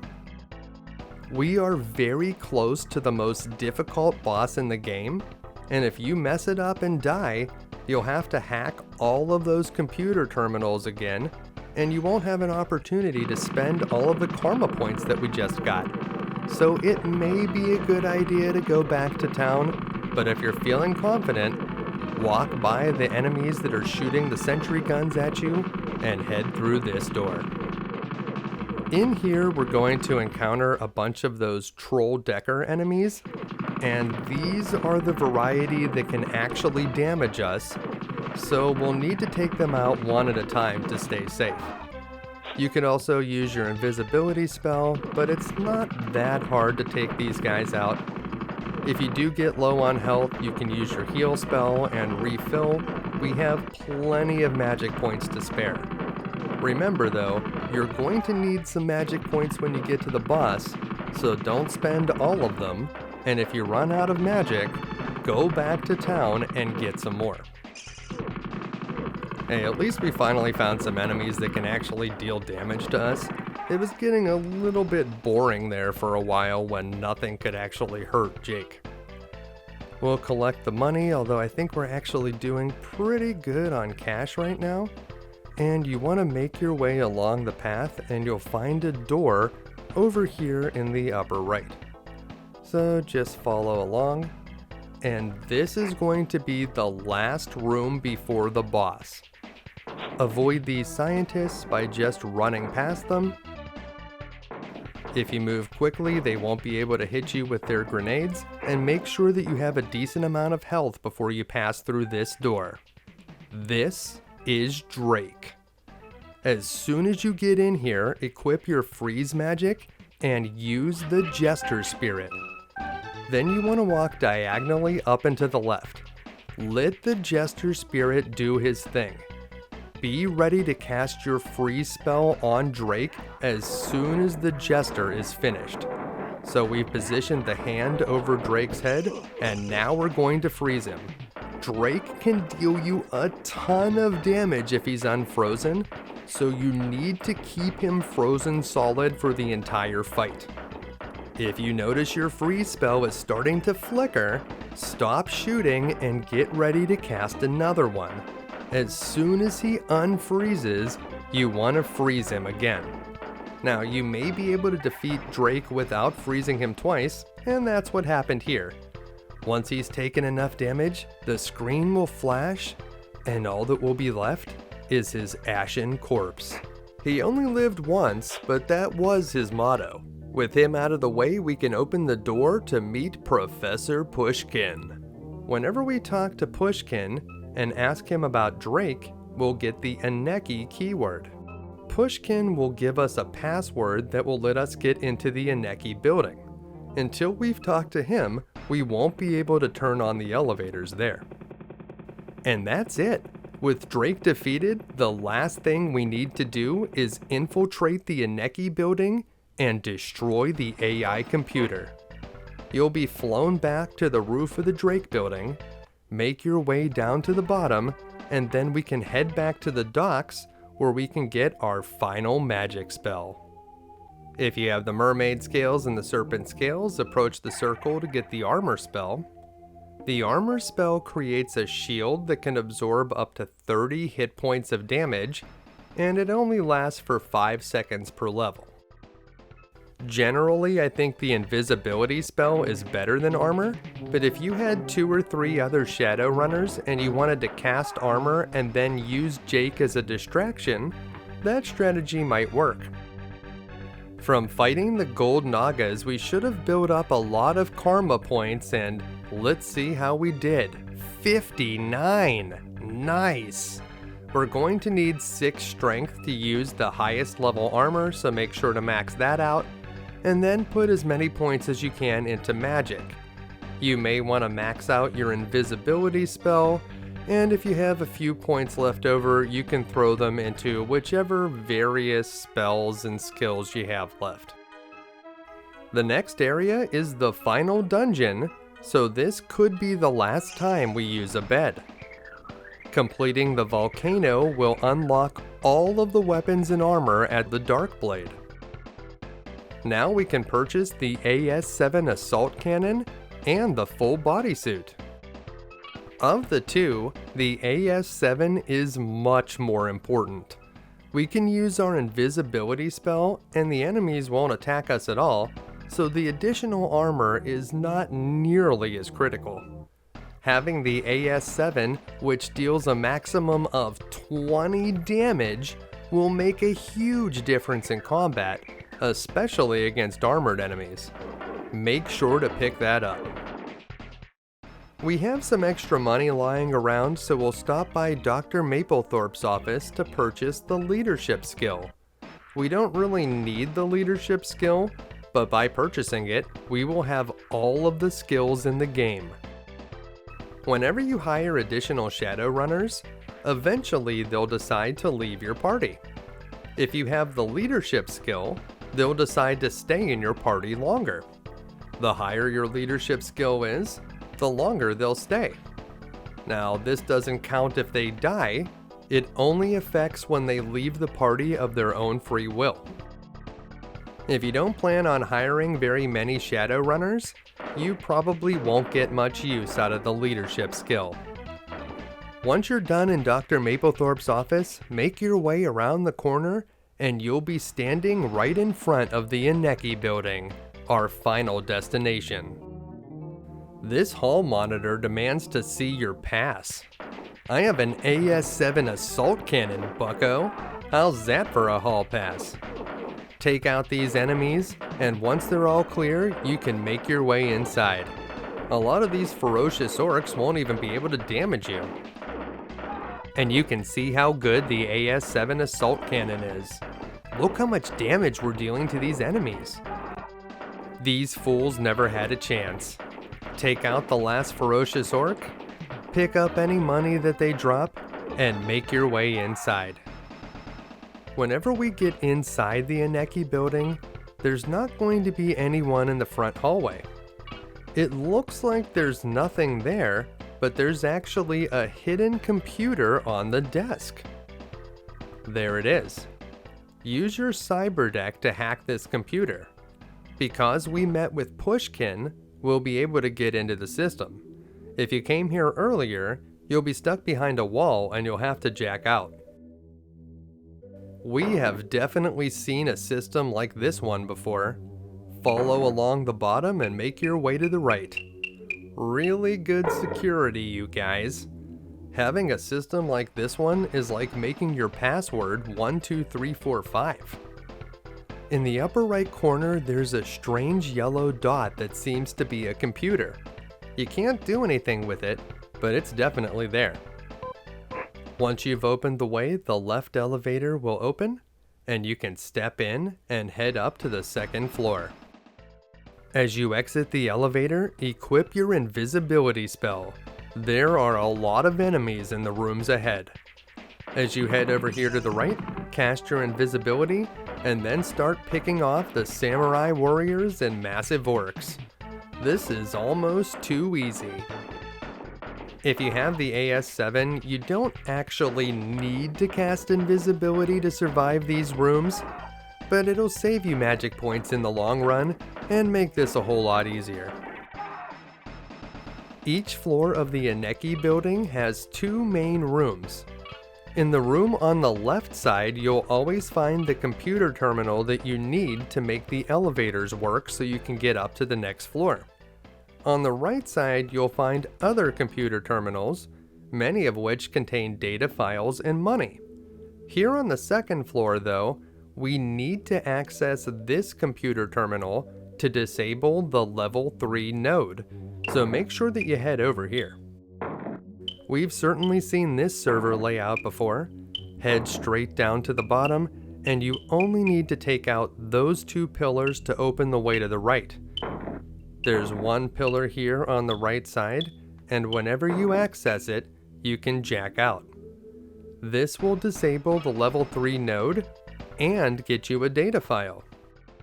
It seems that because Drake failed to kill Jake, Aneki was withholding a payment of 10 million new yen. Well, no wonder they were sending so many people out here to kill us. We still can't go up to the 3rd floor until we enable the elevators, so make your way to this room over on the left. There's a ton of enemies in here, but they can't see us, so we'll just pick them off one by one. Ah, what happened to that guy? I don't know, it sure sounded like someone shot him, but from where? Who could have done it? I don't know. I thought there might be an invisible guy around, but I think we'll just walk back and forth in front of these computers. That should be a good strategy. Nothing bad could happen then, right? Oh, look, I found him. But yeah, definitely too late, ferocious orc. Once all the enemies are defeated, we'll pick up the money as we always do, and the computer that we're looking for is on the right side of this room. So it's this one right here. We'll use our cyber deck and dive into the Matrix again. This terminal is a bit different than other systems that we've jacked into before, but we should be able to figure it out. First, make your way to the right, pressing B to take out any enemy ice that's in your way. Access the first pillar, then head back across to the left, up, and then down. Over here, we want to head over to the left and then down again to access this pillar, which will open up a path that leads upward. Here we'll find yet another pillar, which will open up some more lines down below. Now we'll head across here to the right where we can activate this lone pillar that does have a bit of enemy ice right in front of it. Follow down and then head up to here where you'll be able to blow open the door, and you can blast open this door as well. Continue across to the right and access this pillar. That will open up the way that leads to the crystal. So just head back the same way that you came, cross into this field, and work your way up to the crystal. There's a lot of enemy ice here, so be ready for it. Once the guard ice has been destroyed, you'll find that the elevator is activated. That was a tough one, but we've hacked many computers before, and it's nothing that we can't handle. Make sure to heal yourself if you took a bunch of damage, and then re-equip your invisibility spell. You need to use the elevator on the left side to get up to the next floor, but if you need to go use a bed somewhere, you can always go down on the right side, and the enemies will not respawn. Up here on the 3rd floor, we're going to head over to the right first, but this is totally optional. Over in this room, we'll find one of the most valuable computer terminals in the game. This one contains 22,500 new yen, which will buy you some nice new equipment, or could hire several Shadowrunners. We'll also find a data file that will tell us a little bit more about the anti-AI program that's been grafted into Jake's head computer. The computer terminal that you're looking for is up here in this corner. Use your cyber deck and jack into the Matrix. This server design is a bit more familiar looking, so we should be easily able to navigate this one. Head straight up, taking out any enemy ice that's in your path, and then we're going to head over to the left. We're going to take the upper path here, follow it along, and then go down and to the left where we'll find a pillar that we can use to open up the lines, and we'll be able to continue our journey. Make sure to backtrack across the same path that you took so that you won't hit any enemy ice, and then head up this way. We're going to go across to the right where we'll be able to access this pillar, and that will open the path over here to the left. On this side, we don't have to hit all of these pillars, we only need to hit a few of them. So just access the 3 pillars over here on the left, and you can jack out. This time we'll get the cash in 2 payments, and if we look at the data file, we'll find out that the security on floor 6 has been upgraded. Well, it's too bad that we only need to go up to floor 5 to beat the game. Once you're done in this room, make your way across to the left side, and we'll go to the computer that actually matters. If you linger too long in the hallway, a troll decker will emerge from the elevator. Watch out for that as you head across. There's more bad guys over here, so as usual we're going to cast our invisibility spell and pick them off one by one. Watch them run as you blast them with your AS-7 assault cannon, and chase down the remaining enemies until there are none left. These guys are normally pretty tough, but using the invisibility spell, they are almost too easy. We'll take out this massive orc, and then only the mage will be left. He should go down quite quickly, and we'll collect our 3 karma points, and this time I'm not going to pick up the money that's left on the floor. The computer terminal that we're looking for is up here at the top of the room. Grab your cyber deck and jack in. This is another interesting one. Once you get inside here, you're going to head over to the left, and there's going to be a bunch of pillars over there. So head straight up, go over to the left, and work your way down. You're going to see a series of 8 pillars. Hit the first pillar on the right, and then you're going to weave your way around.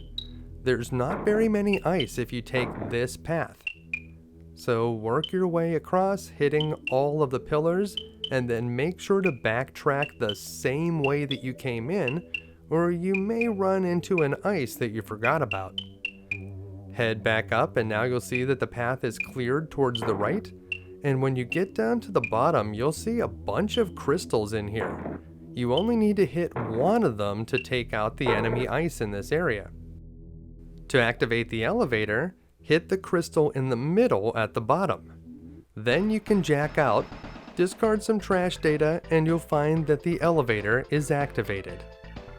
Before we go up to the 4th floor, we got so much money on this floor that we might as well go and spend some of it. Otherwise, it's like we robbed those corporate fat cats for nothing. We should now be able to afford the very best armor, the full bodysuit. You need to make sure that you have strength of 6 or you won't be able to wear it, but it will reduce all damage that you take by 6 points, and with the dermal plating, you'll reduce all damage by 8. With that much damage, it will be very difficult for enemies to deal you any at all, although we still have the invisibility spell, so it's not like we were in serious danger.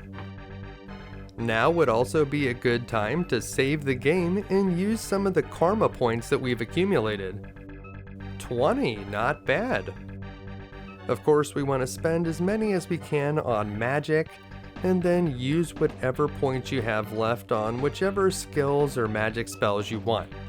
We should have most of the abilities maxed out that we really need by now, so anything else is extra credit. We still have a good bit of money left, so let's hire a Shadowrunner for the last leg of our journey. We got the phone number for Akimi, so let's give her a call. She usually costs 10,000 new yen to hire, but because of our negotiation skill, she'll allow us to hire her for 9,000 instead. We need to meet her over at the daily station, so just wait here for the monorail to arrive and she'll pop out when the door opens. So we'll wait here, and there she is.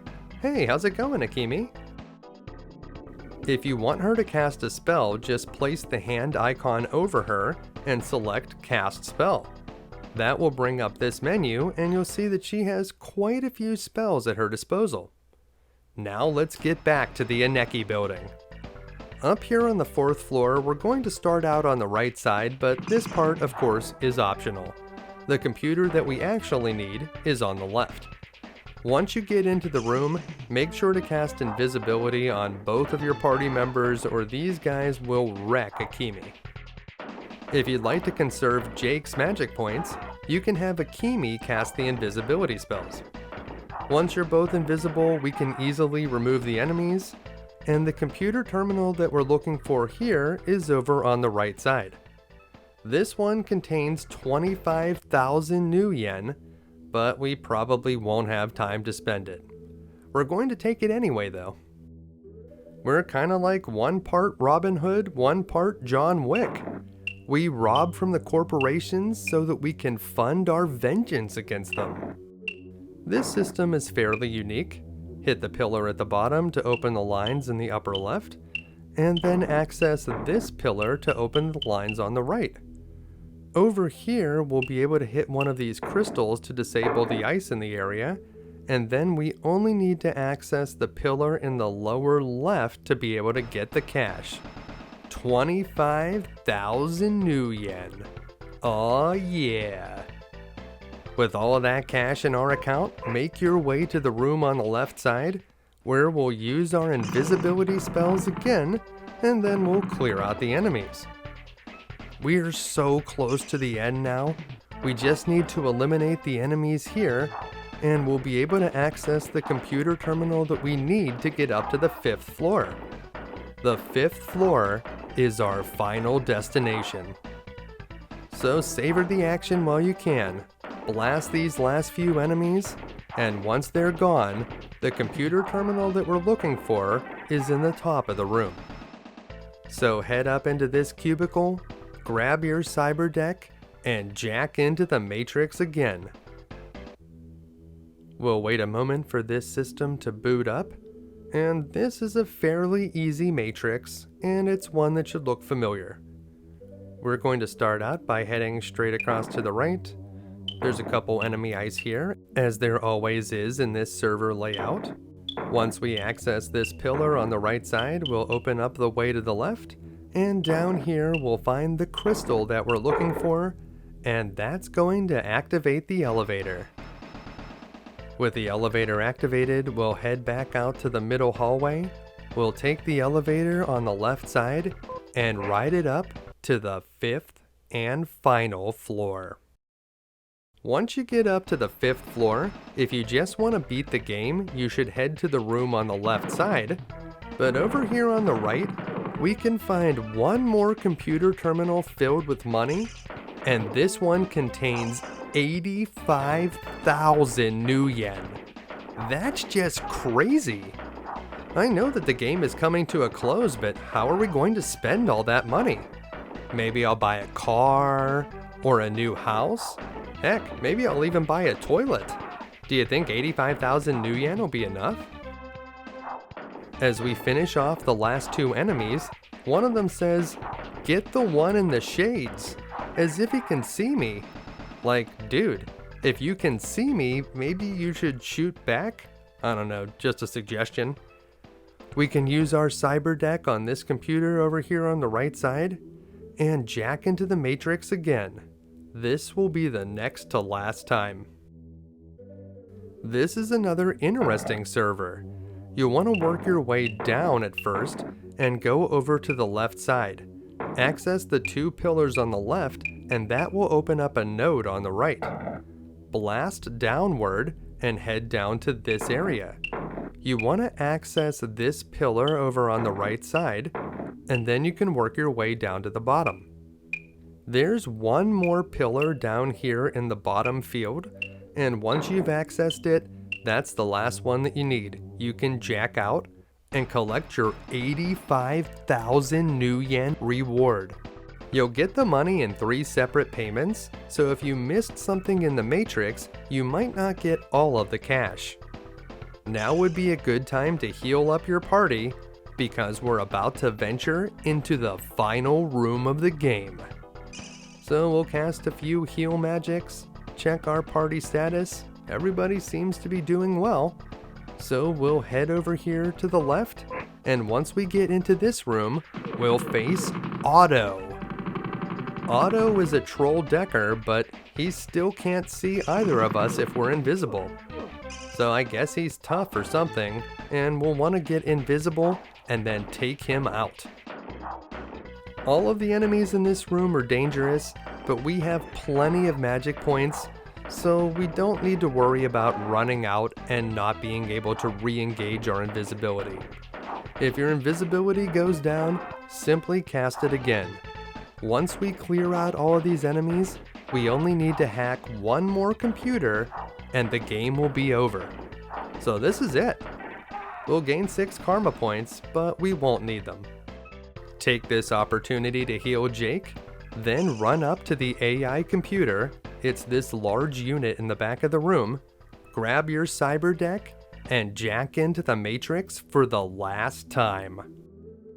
The AI computer features a unique server design that we haven't seen yet, and the ice in here can deal you serious damage. If you take damage 3 times, I recommend jacking out and healing up.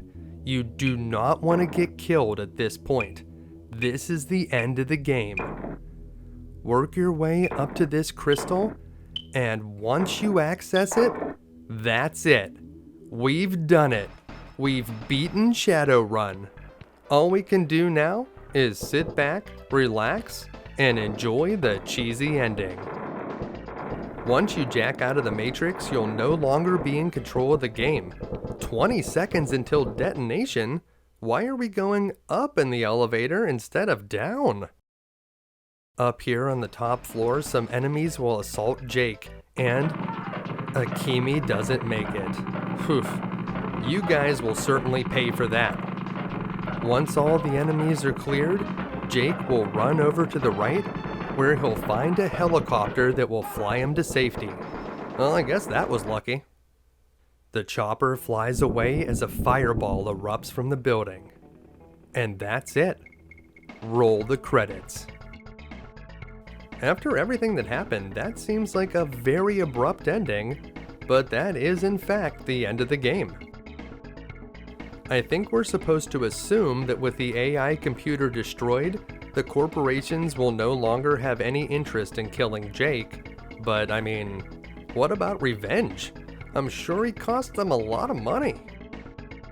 If I were Jake, I'd take that 85,000 new yen and disappear. I bet somewhere tropical might be nice. Overall, this game does a great job of taking the world of Shadowrun and reimagining it as a video game.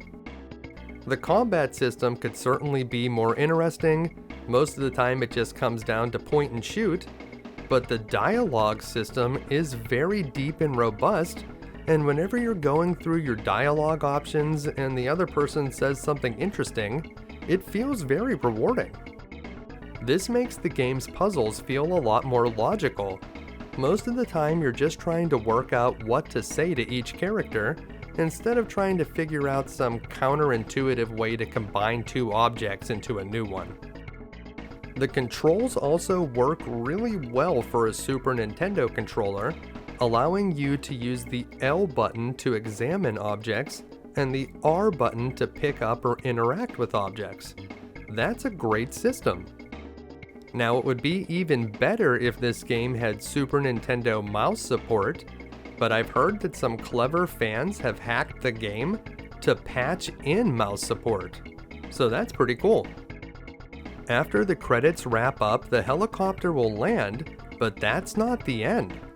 Just like a Marvel movie, there's an additional scene after the credits. There are actually a few scenes here. The first one makes a lot of sense. It's just Jake receiving congratulations from the dog spirit. Live long, whelp. Live long.